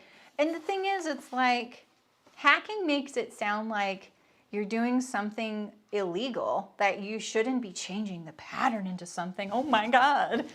But no, that's what it's for, you know? You can go into Craftsnark on Reddit and hear tons of people talk about ripping off other people. And I'm like, no, that's not what they're doing. They're drafting. I guess Mullen, but I don't still think that's proper. Yeah, exactly. Just a little hack. The first time I heard that term, I just didn't know what it was. And I was like, huh, I don't know what hacking is. Okay. So I'll draft my original one. I'll draw my original one here on the paper. Let me tell you a few other things about the amazing thing about a set-in sleeve, because I love set-in sleeves a lot. I think they're more comfortable. I like other sleeve styles too. I really do. I've been craving another grown-on sleeve, and I've been craving another raglan sleeve, you know. So, but your sleeve should be symmetrical from here down. Where these two join, they need to be perfectly symmetrical. They also, when you fold this in half, your hem should line up. This whole thing right here, no ifs, ands, or buts. If you don't want your sleeve to torque, be twisted, and you want it to sew together, this absolutely has to be symmetrical. If it's not symmetrical, and I have seen home sewing patterns like this, I've actually not said anything a couple times during live streams, that is bad drafting, because it absolutely has to be. So just a little hack, just a little hack.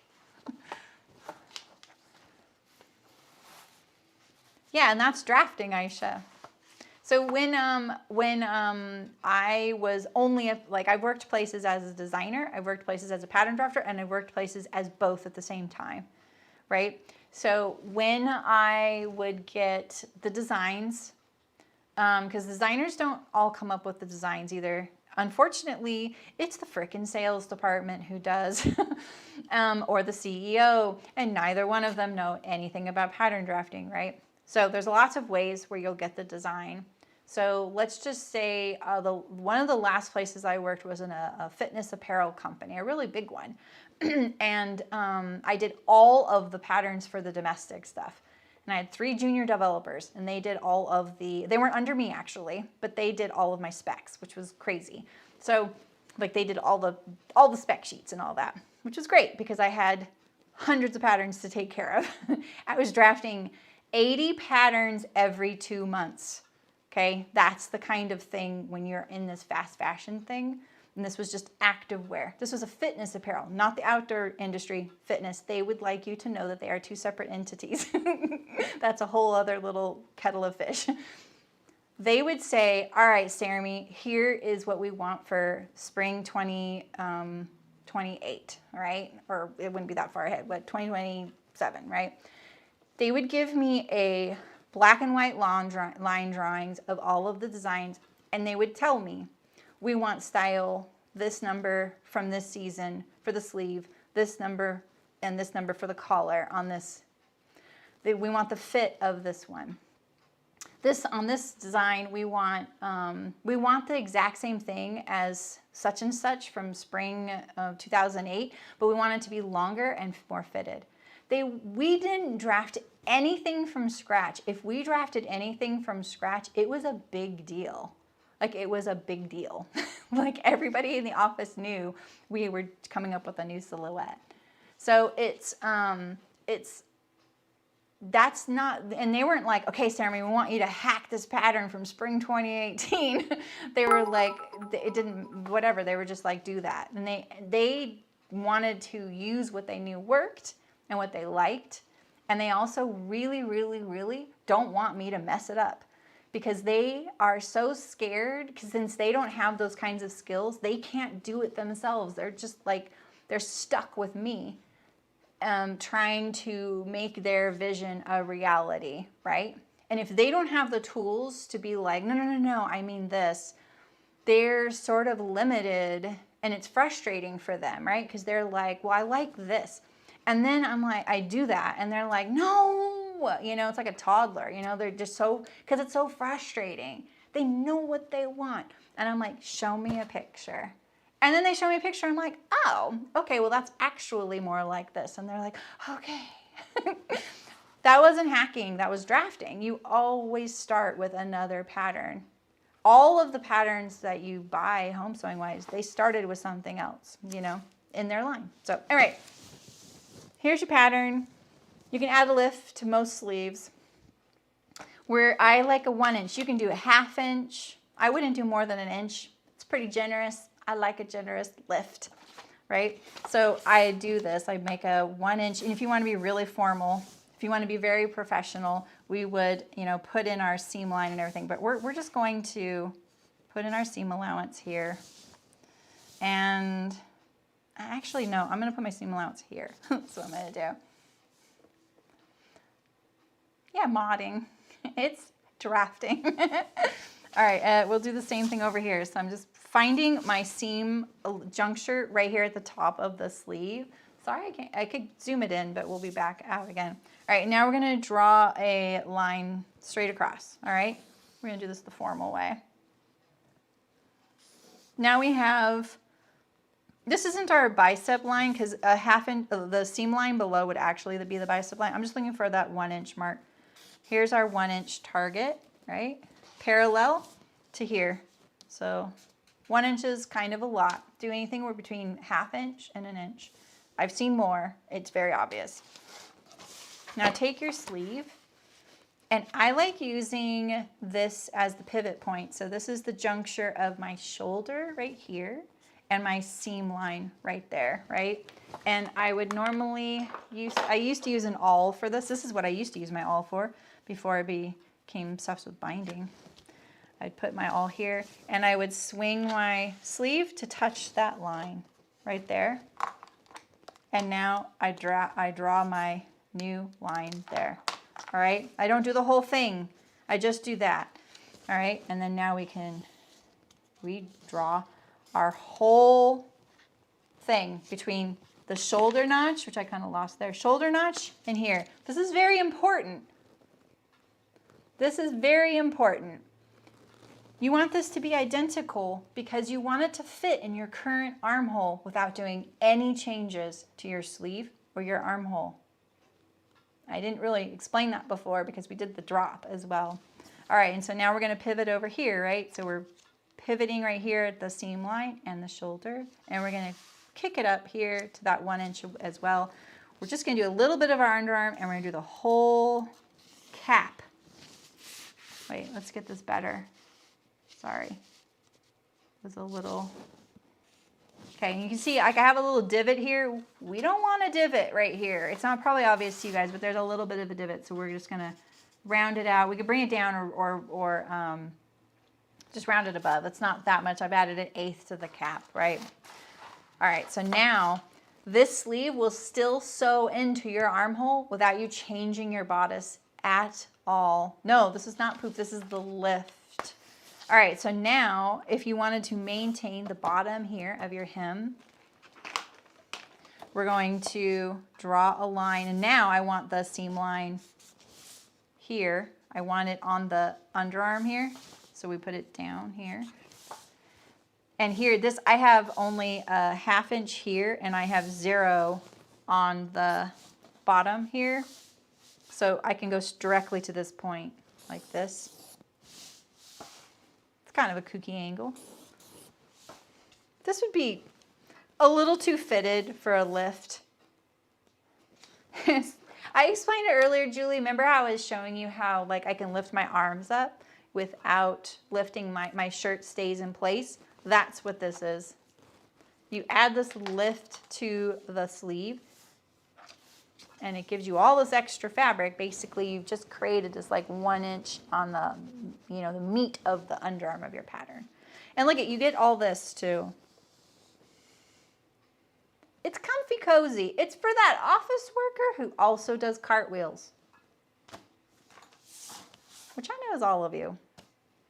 So the reason I say this right here, this would be kind of snug for a lift. It would be it would look kind of obvious.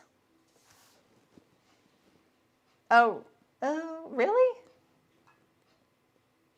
Do they have you add a lift? They actually have you swing up above the underarm? Oh, interesting.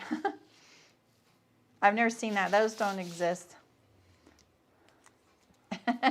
You felt that in your bones for days. All right, so this would be the, that's how you do this. And then if, you know, you wanted to add to your hem circumference or shorten your sleeve or whatever. So that would be a lift.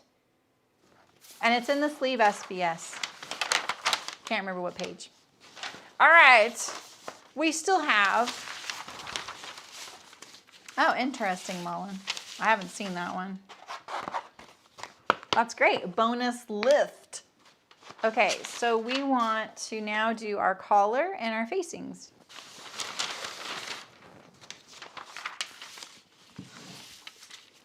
So our facing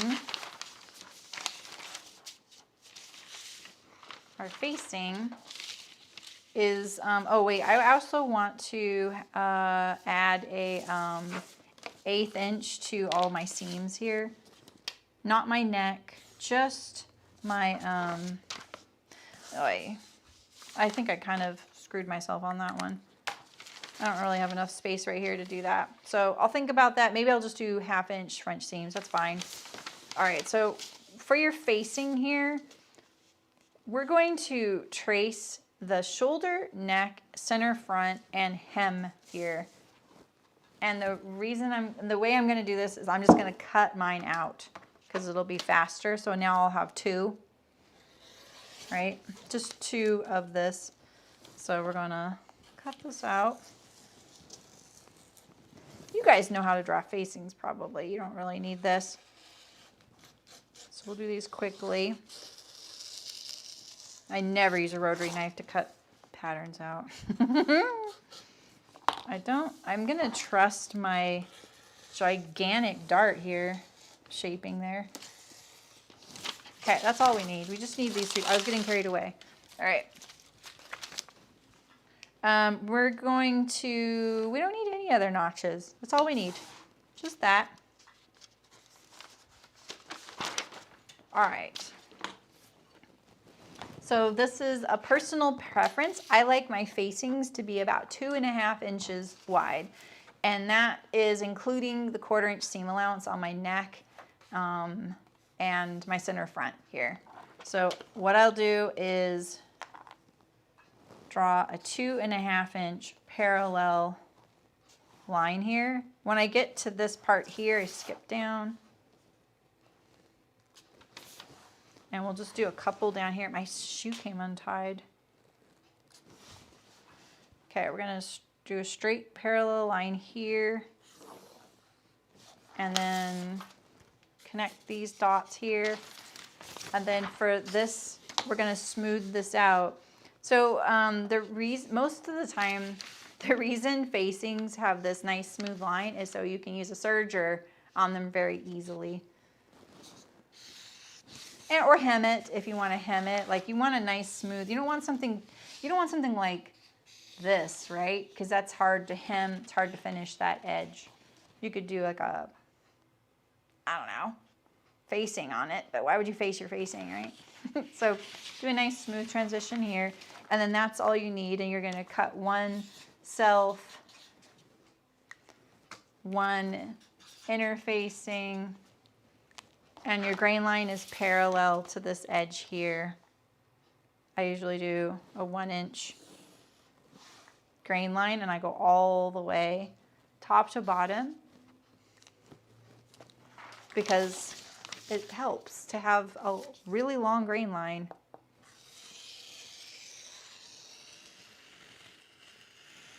All right, so put this aside, but you're gonna need it in a second. And now we're gonna fold this piece in half. You could cut it on the fold, but you don't, you know, it's more accurate to do this. All right, and we're going to put our back on the fold here. Be really careful about this. This is why you want a whole pattern piece, this piece to be a whole pattern piece because it's more accurate. All right, and so now we're just gonna, same thing, we just want the shoulder and the neck. I'll just trim the whole thing.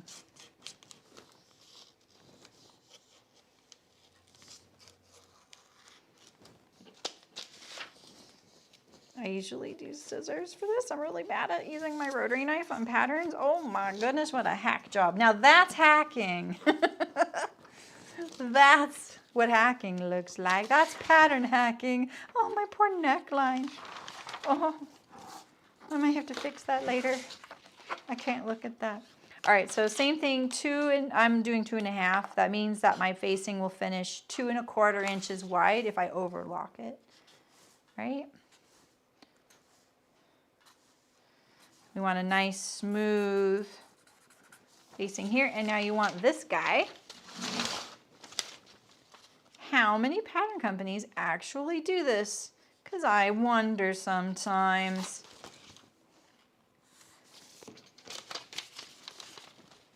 Overlap it where the seam line matches right here at the shoulder. Sorry, I should zoom in for you guys. And look, we can make it a little narrower. All right, and now we have our facing. I like a center notch right here. And this is, the fold is your grain line. Boop. One self. One interfacing. All right, now we're gonna do our collar. These pieces are done. Your sleeve is done. Just wanna get those out of the way. Now we need our front and our back, and we're gonna draft our collar. Back up. Yeah, no, not, I mean, it's a direct replica of the outer, so it doesn't really matter. I mean, there's definitely some like all-in-one facings. They will skirt around areas on the body, but really you just need a smooth transition, and you don't really want like a big wall of fabric under there, right? So like say you have a high neck piece that's sleeveless, right? And you want a one-piece facing, so your armhole and your neck is combined, which, by the way, is impossible to do on both front and back. You have to have an opening on your front and your back, right? So let's just say your front is on the fold and your back has a button back, or vice versa. This space here between the bottom of your armhole and up here, you don't want a big wall of fabric here, because it's just like, it's gonna be funky. It's gonna be boardy, stiff, doesn't let the outer fabric kind of flow very well. So there's a lot of reasons.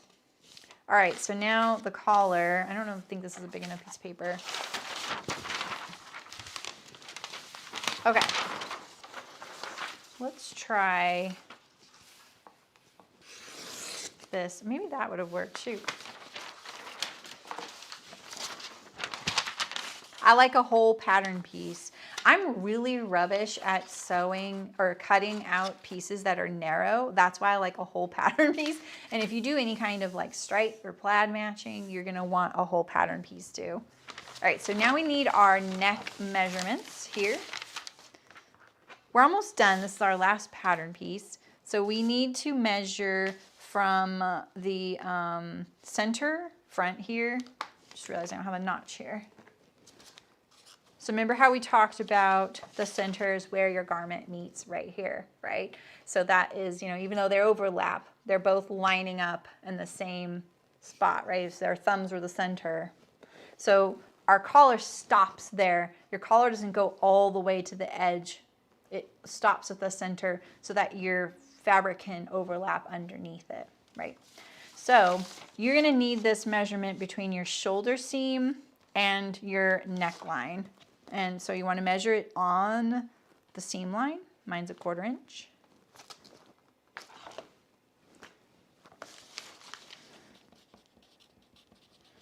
So I usually always write it on here.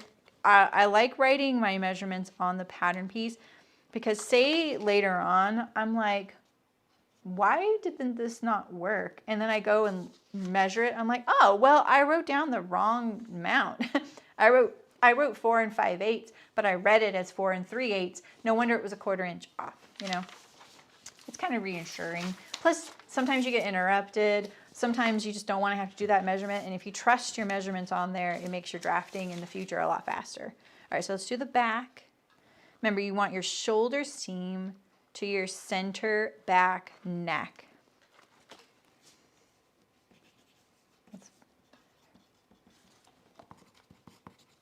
Okay, we can set those aside now.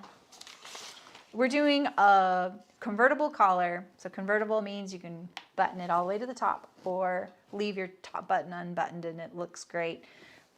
Unlike a notched blazer, notched collar blazer, or a shawl collar, or Peter Pan. Peter Pan doesn't, you are supposed to wear Peter Pan buttoned up all the way. And even if it's unbuttoned, it just stays like that, right? So it doesn't convert to anything. It just kind of still lays flat there, right? Sailor collar, band collar or mandarin, which is the traditional. Those are all non-convertible collars. So, all right, we're going to draw a straight line perpendicular to your fold. I use a really dirty ruler for my Sharpie. That's why I'm always flipping between so many rulers. This is just, it's really just to keep my one ruler clean. That's all it is.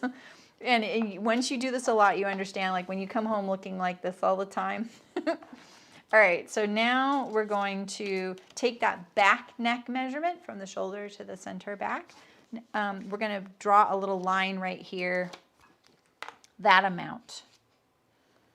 This is your shoulder, right? There's your shoulder. And now we're going to do the same for the front. So do the same, whatever your front neck measurement is. There we go. You don't need to notch that yet. All right, now we're going to draw a line, or draw like a kind of a line. We're going to draw a little hatch mark, a 1/2 inch above this. Sorry, I'm not doing metric. My metric's pretty good right now too. I keep forgetting to switch. Can I post? You want this exactly? Post it, please. in my size. All right, and now we'll put it there. There's our. Right now, this technically isn't going to measure exactly like this, right? So if you tilt your ruler, it's a little less, so you can bring it in a little bit. My Sharpie is, I'm going to zoom in actually too, in my size. Because, you know, we've changed the length of the line when we, that's as far as I can go. Oh no, okay, there we go. That's better, huh? All right, so we did this is our back neck.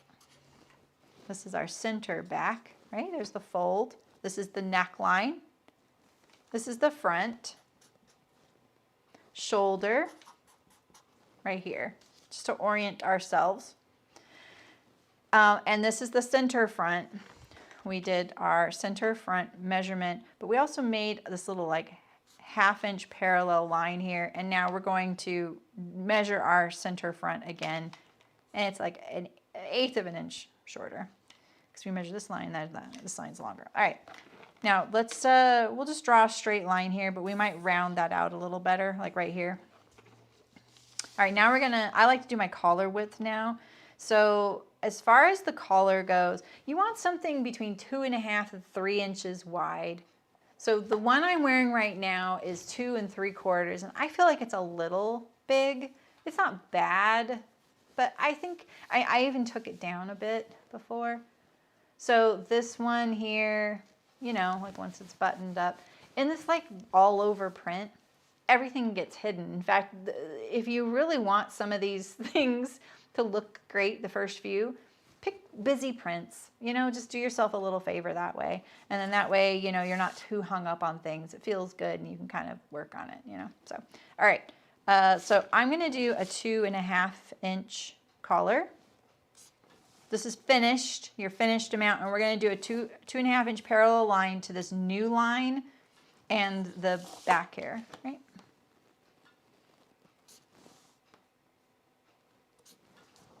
All right, and so right here, we're going to do a right angle here.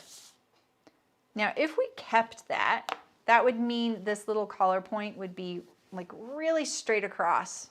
It would be like, see if I can draw it.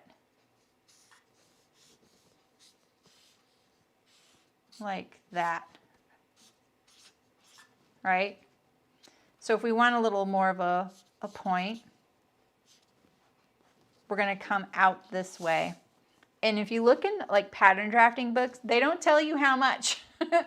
So this is something that you need to kind of experiment with and record and keep your patterns, even the ones you didn't like, so you know what not to do. That's always a really great place to start, knowing what not to do. So I'm gonna do like 3/4 of an inch. I'm gonna give you a measurement. All right, so this is 3/4 of an inch between here and here. And we're gonna draw, we're gonna connect, oh, let's see, let's just now connect these 2 points. You're starting to see our collar. Sorry, like that.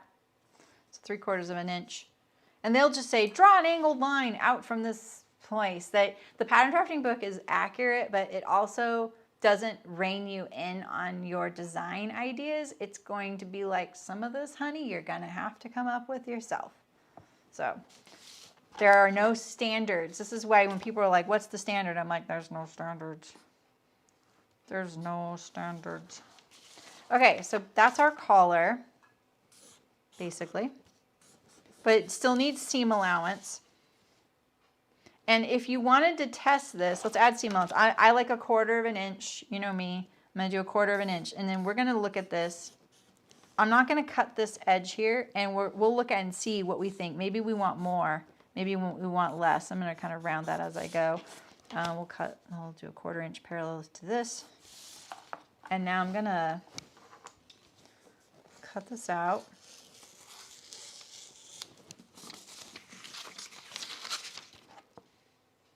One tip, if you're using scissors, when you cut these double layers like this, besides, always when you staple things, 2 staples. Do not do just one. It can move.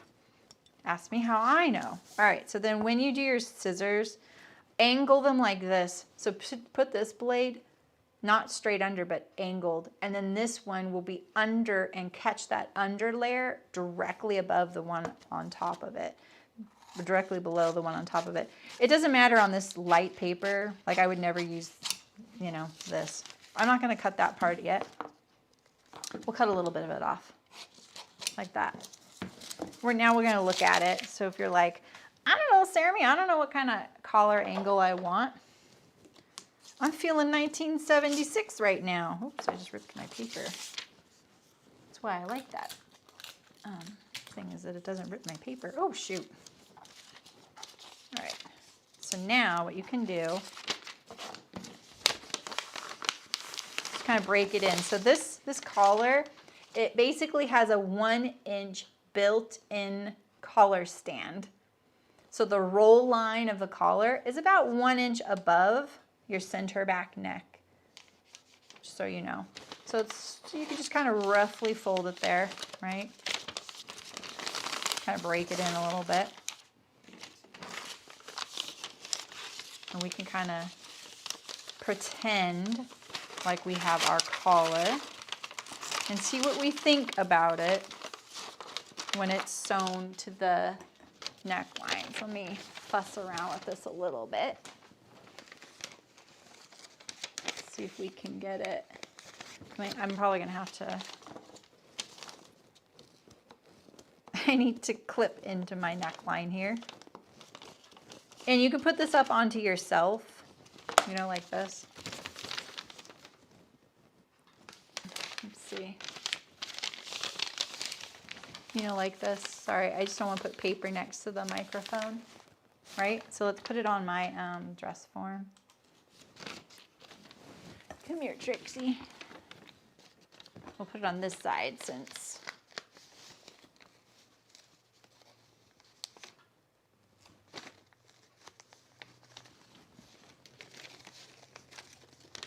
this isn't perfect, but you know, I'm just trying to save you a little bit of sewing. I missed the fabric. I'm just sewing, I'm just pinning it flat too. You see that? Just pinning it flat to the edge. it's too hard to kind of try and do the right sides together thing. So now we can kind of force it around, and as long as I get that center back right here on the center back, or a ballpark, it'll give us a pretty good idea of what to expect as far as our collar goes. That little tear is the shape of a perfect heart. So see that? That's not bad. I like that. I could live with that. I'll zoom it in for you guys so you can see. Meow. Oh, come on. Is it?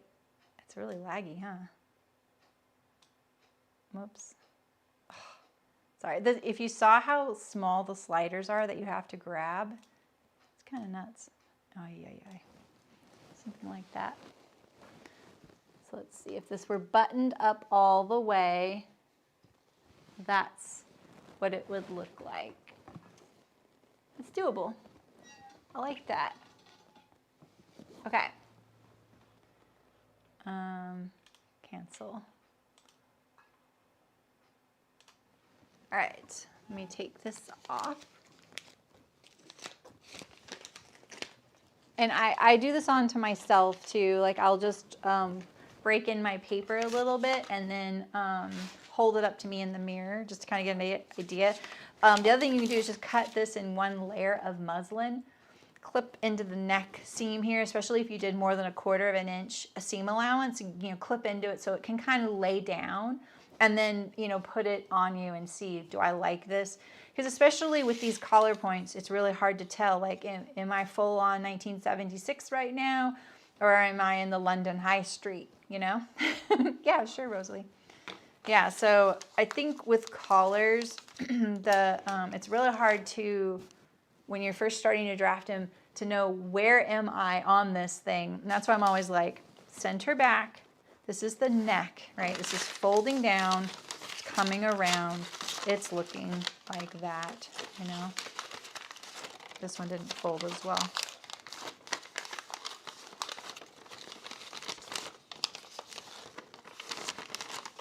And you can get an idea, do I like this? You know, and what if you look at this like this? This might give you a better visual, like, okay, this is the collar as it's going to be presented to me when it's on somebody, right? I'm looking at it like this. This is 1/2. What do I want this point to be?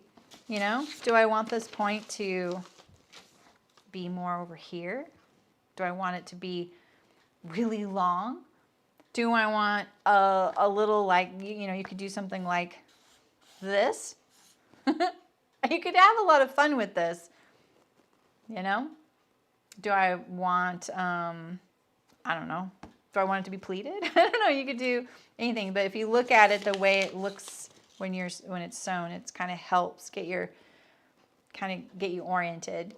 Let me give you a couple of fitting solutions, or not fitting, well, just collar troubleshooting. Let's talk about it that way.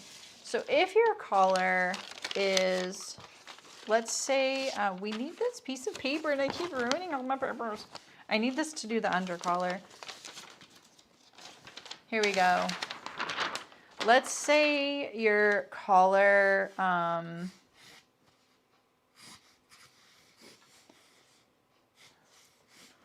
it doesn't like want to fold all the way down, right? It keeps sliding up, and it feels like you just want to go cut into the perimeter of your collar and open it out.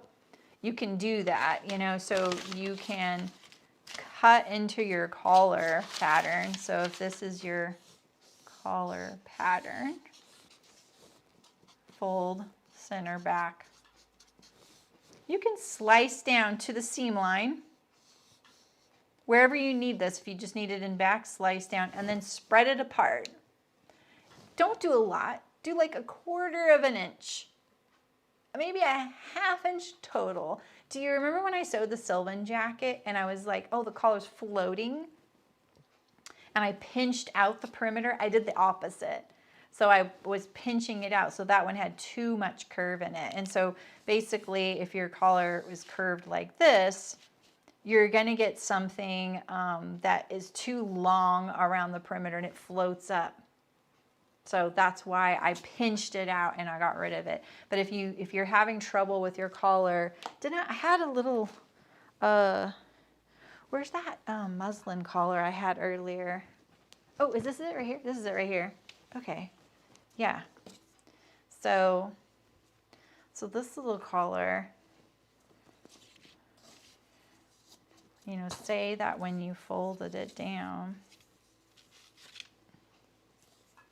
it just didn't want to, oh my God, this is so frustrating. There we go. It did this. See how it's riding up right here like that? There's the, you want your collar to fold like this and cover. That's the neck seam. You want it to be past that. But if it's doing this kind of thing, your collar probably needs to be a little bit wider. I wouldn't do anything below like this is 2 inches, and I think this is too narrow. I wouldn't do anything below like 2 1/4 inches. You usually want it to be 2 1/2 to 3 inches. Oh, and then you also might need to do that, like basically to get that to lay flat, right? Or to lay down there. It's too taut. This perimeter edge is too taut and it just can't, it's sliding up. You know, you'd want to cut into it to the neckline, right? Like this. This was for something else, it doesn't matter. And then once it's folded down, you give it a little more space and it likes that. It gets that little wedge there and it kind of goes, okay, now I can relax and cover this neckline, which is bigger here than it was here. So is it having a stand? I mean, the roll, we added the roll there. That's kind of what, when you add this little, when we raised it up that 1/2 inch in the front, that kind of gives it the roll that you need to give it that 1 inch stand in the back, kind of built in. It's not a collar and collar stand though at all. It's kind of the collar part of a collar and collar stand without the roll. So if you want like a collar like the what's that called when one thing morphs to another, you know? So you have your convertible collar, right? Which is what we just did, which is also a camp collar, right? And if we wanted a collar stand, right, we take the collar pattern, and this right here is the collar, and this is the stand, right? The only difference is that this has the shape here because we enclose the entire neck seam. Metamorphosis, yeah, exactly. Yeah, so then, you know, you have this same kind of silhouette, but there's a collar stand right here, right? Whereas this one doesn't have that, and this isn't drawn very well. It would be down here. The point would be down here, like that, right?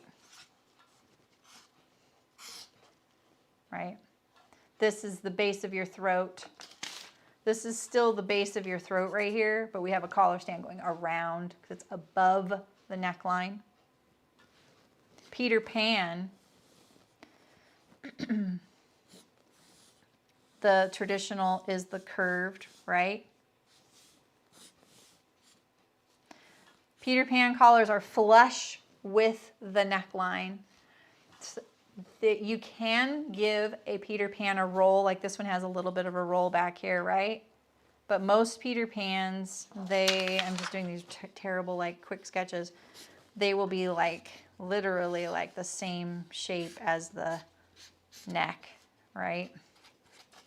There's no roll back here. Like this one, I gave it a little bit of a roll. And this is like a Peter Pan collar basically is like, it's like a facing. It's just sitting on top and external to the garment, and you gave it a little shape, right? And I see people be like, oh, I drafted a collar and it's pointed. It's a Peter Pan collar still, and it's pointed. There's no roll. It's fine. It's just a Peter Pan collar still. And so sailor collars are kind of similar to this. If you want roll in your collar, you overlap your shoulder points a little bit. So you go, oh, my slipper fell. So when you go to trace your pattern, like when you do a Peter Pan collar, you overlap your pattern here, right, at the shoulder seam, and you trace it. You trace your center front and your center back and your neck, right, and then once you have your neckline, then you pull these pieces off. You know, you can draw your collar in, right. That's for a very, very flat Peter Pan. And what will happen if you do that is it'll wing up a little bit. You know how little kids' clothes, they get that little like Peter Pan kind of floating above their dress or their shirt or whatever. And you do Peter Pans on all kinds of clothes, especially on children, because they don't have a neck. Kids don't have a neck. So Peter Pans are really great. But if you want that Peter Pan to not float a little bit, overlap your collar, your shoulder points out here a little bit more. The more you do, the bigger the roll will have at the center back. So that's how you do that. I won't go into a whole thing about that, but that's kind of what's happening. So when you start understanding, like, I think this is what helps you learn what to do and what not to do with things, is when you draft things you don't even use, you start understanding how the pattern gets affected by the things you do. So like overlapping, when I first learned that, I was like, oh, of course, you overlap that shoulder point. You're basically cinching it in a little bit. And so that's going to make the collar ride up a little bit and give yourself a little bit of a roll in the back and bring it up. And it also cinches that perimeter down, the outer perimeter of the collar down closer to the body of the garment. But you can't do too, like you can do a bit, but you know, they get kind of weird. They get kind of Puritan looking, you know, so. My only last pattern piece is a under collar. My poor little collar. But look at the little heart tear I got. Isn't that amazing from my stapler? All right, so we're just gonna trace this identical to this.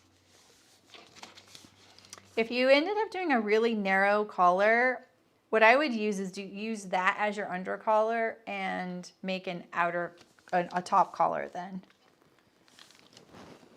Because you don't want it to get too small. So I'm going to trace my collar. This is not folded well.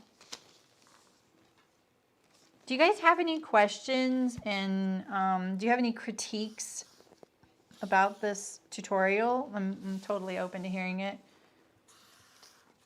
Requests. All right, so make sure you have your shoulder notch there. Trace the whole perimeter.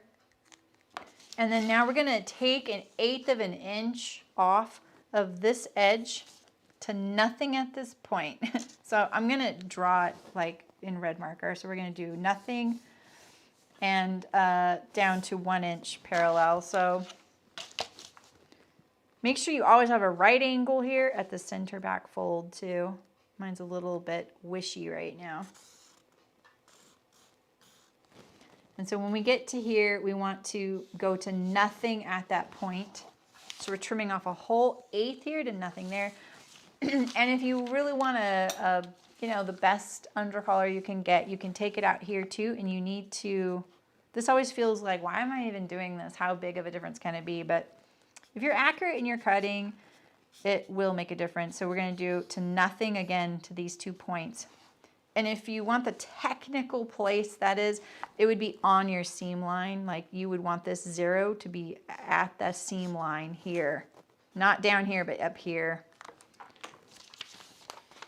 When you're new to pattern drafting, I always recommend doing everything without seam allowance. And when you're completely done, add seam allowance at the very end. It's a lot easier and it's a lot more accurate. Yeah, this makes a huge impact. I say don't skip it. You can't not do an under collar and then complain about how your collar looks when it's done if you didn't do the under collar. Sorry. I only did one staple and I could feel the paper kind of shifting. Another good pattern drafting tip is that decide if you're going to cut your line off or not. You should be always cutting your line off that you draw. Like you shouldn't be able to see any of my marker here. And that's because it's so thick, right? It adds to it. But I usually compensate for that when I'm laying my ruler up, just so you know. So I'm gonna check it and make sure, because these are such subtle changes. You really want to make sure that it's enough. And we could take off a little more here. Cut off more of this red line here. Always double check it. You don't want to be just cutting out two collars exactly the same and you're like, well, that was easy. Didn't make any difference either. This is your under collar. And the reason we do this is so that it kind of pulls the top collar to the underside so you don't see this under collar creeping onto the top. And it'll also help that floating collar thing that I hate so much.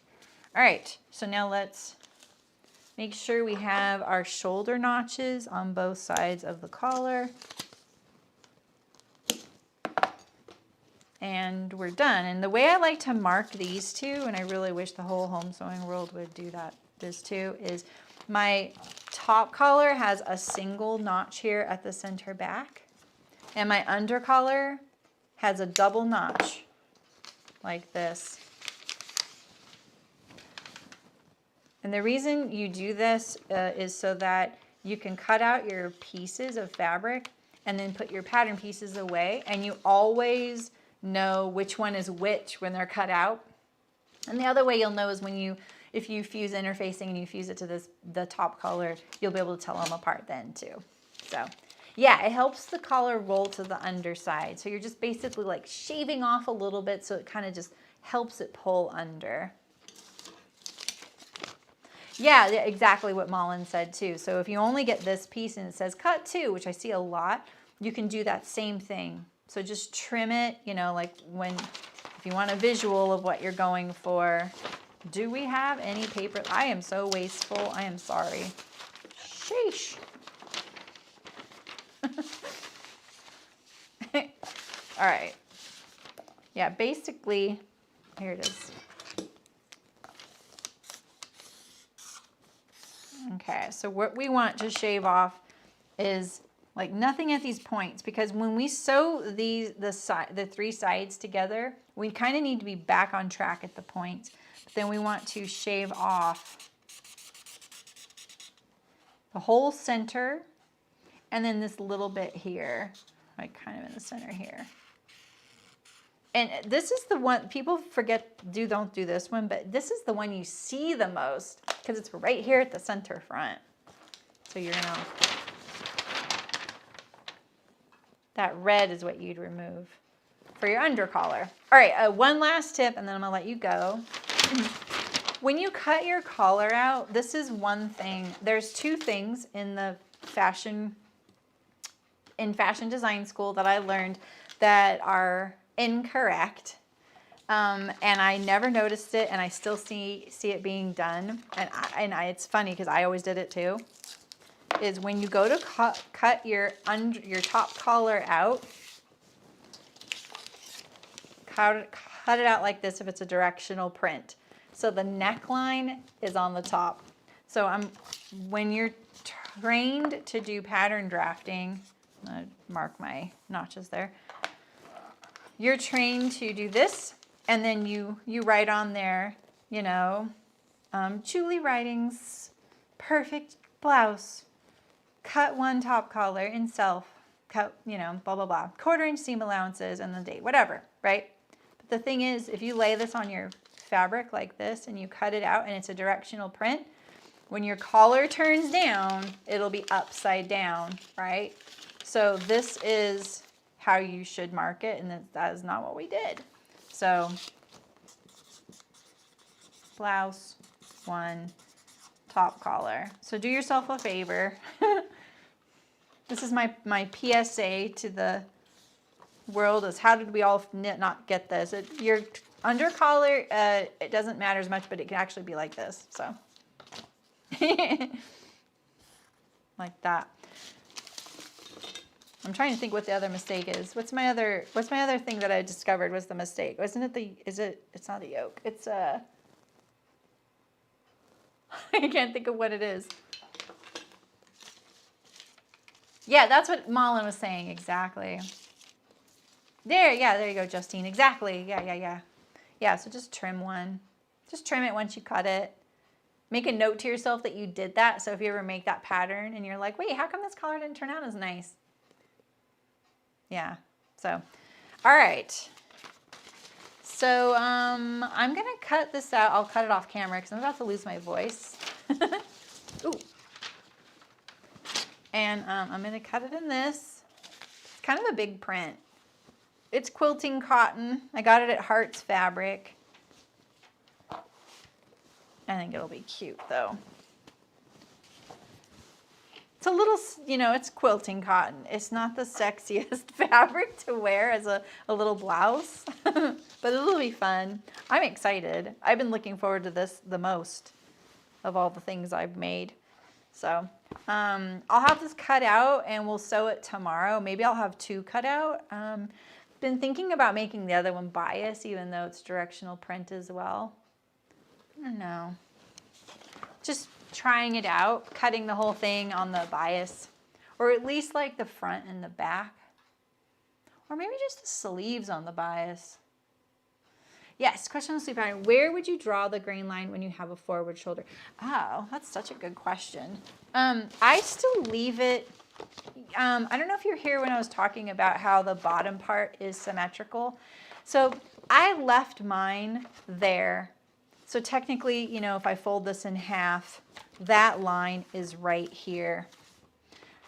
It's less important where you put it, in that it's more important that it's perpendicular to the hem here. That's really what the most important thing is. Lindsay, hi. I was just thinking about you the other day, Lindsay, and Adrian. I haven't seen Adrian in forever. Say hi to her for me. So, so does that make sense? And if you say your sleeve, Ryan, is like you have an arch here, like your hem has got a really curved hem, you can still figure out what is perpendicular. Like say the hem goes like this, right? You can still go like this from this point to this point, put your ruler there, connect those 2 points, take another ruler, and go perpendicular to this line down here. You know what I mean? Or you can use your bicep, but this whole section down here, symmetrical. And then up there, that's you, baby. And if you're symmetrical, well, you've been blessed. Yeah, no worries. I know, right, Terry? Yeah, the only issue with bias is that, one side will feel different than the other. I always find when I put my bias garments on, I'm always like, oh, why did I think this is more comfortable? And then an hour later, I'm like, oh, it is more comfortable, though. Because you can feel it pulling and doing funny things. And one side might get longer than the other, or one sleeve might get longer. And you kind of have to, fuss with that. Not on something so fitted, but I don't know. Do you think I can get away with this being on the bias? It could work. Forward shoulder for sure. Yeah, I think everybody has a forward shoulder, but very few people. I don't know. It could be fine, but maybe I shouldn't take a chance. You think? Okay, so it would be like, let's mimic it. It would be like, well, it would be right side up.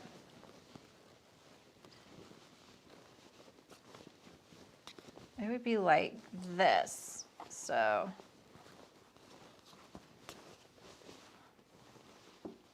That'd be my center front.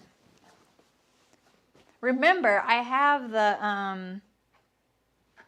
well, where the heck is it? I have my ruler fabric. I wanted to have this done for the show, but I won't. I have this rainbow ruler fabric. I'm going to make a bias dress out of it. Stay tuned. Oops. It's all folded, ready for cutting, so it's like accordion folded. Where's my... Please, I don't want to lose my folding. Oh my goodness. How did I just lose my folding here? Boy. Oh my gosh. Okay, there we go. All right. Keep them straight. Yeah, I think so too. I think it loses, because I know this is going to wash me out a little. No, not wash you out, but I'm literally, this is my color. I am this color. I am pink. So I'm already feeling like I might blend in. So maybe I should keep it just straight. Not lose the impact of it. Oh, that's the wrong side, by the way. This is the right side. So that'll help. All right. Well, I hope one or two of you drafts a blouse, or you got something out of it to help on your whatever you're drafting right now. Hi, Nita. I meant to say hi to you earlier. So, oh, it is made with the ruler fabric. So if we were walking down the corridor together while you're toting your machine, you're like, where's the machine? It'd be camouflaged. So, yeah. You know, I was thinking of a contrast color or buttons. I'm already worried. Like, I feel like this color. What do you guys think of this color on me?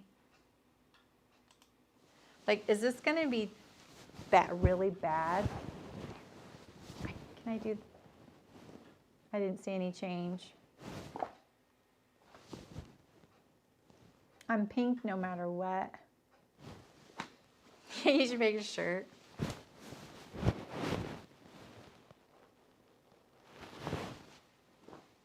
Contrast top stitch. Yeah, on this one, I found this really cute pink buttons. I thought would be cute for this. Or snaps. Piping. If I had you realize, yeah, I'm wearing this no matter what. I don't really care. But I was thinking like maybe I should do a contrast. Because I was really liking the orange in it. It's like got orange and pink. Oh, you can't see that. See, the machine is orange and pink. It's got wings. The funny thing is, I am teaching a class that uses this fabric for notions cases. And the other print I picked was clouds because I figured, you know, it's floating in the clouds. So I might not wear this shirt that day, so I'm not matching everybody's notions case. Yeah, collar piping, right? I think on this, maybe I should save this. I have to think about it. You know? Yeah, the cloud print I did is blue. It's not quite this blue. I love this blue. It's kind of like a gray, you know? Yeah, I'm going to wear this with the Sylvan, right? I love that everybody knows. You guys, if anybody's there, they're going to be like, oh, there's Saremy. I watched her make those clothes. I'm already tired of them. It's okay. It looks better in person, but, you know. We'll see. The buttons kind of match, though. Funny. All right. I'll cut it out. We'll sew it tomorrow. This sews together really fast. Like if you were using a serger, you're gonna hate me when I tell you this, but when I used to make these with my serger, this was a half-hour blouse for me. Half hour, 35 minutes, plus buttons and buttonholes, but it only took 5. So if you do snaps, no buttons and buttonholes, in an hour, if you got good at this little silhouette, you have a brand new blouse. And I'm sorry. I'm just going to say I'm sorry because I know you hate me for that, but it's true. Very fast. You know, some colors are starkly not best friends, but the color judgment. Yeah. Yeah, exactly. Yeah, right, Blair. I'm wearing it no matter what because I love it. That's all that matters to me. So, all right, guys, we'll see you tomorrow if you can come by for the sewing. I know a lot of people are working and stuff, so Thanks for coming. And if you think of any drafting questions, we can talk about them some more tomorrow. And on Saturday, I am making my quickie case, which is right here, by the way. This little case.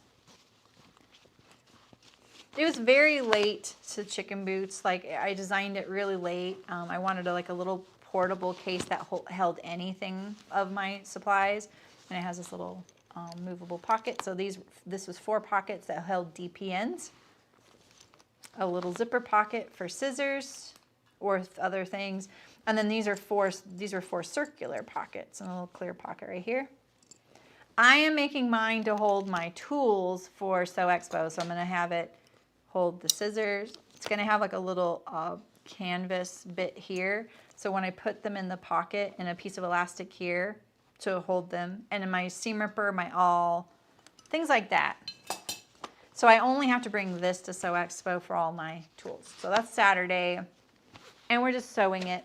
So, all right, guys, see you tomorrow. Bye. Wait, bye.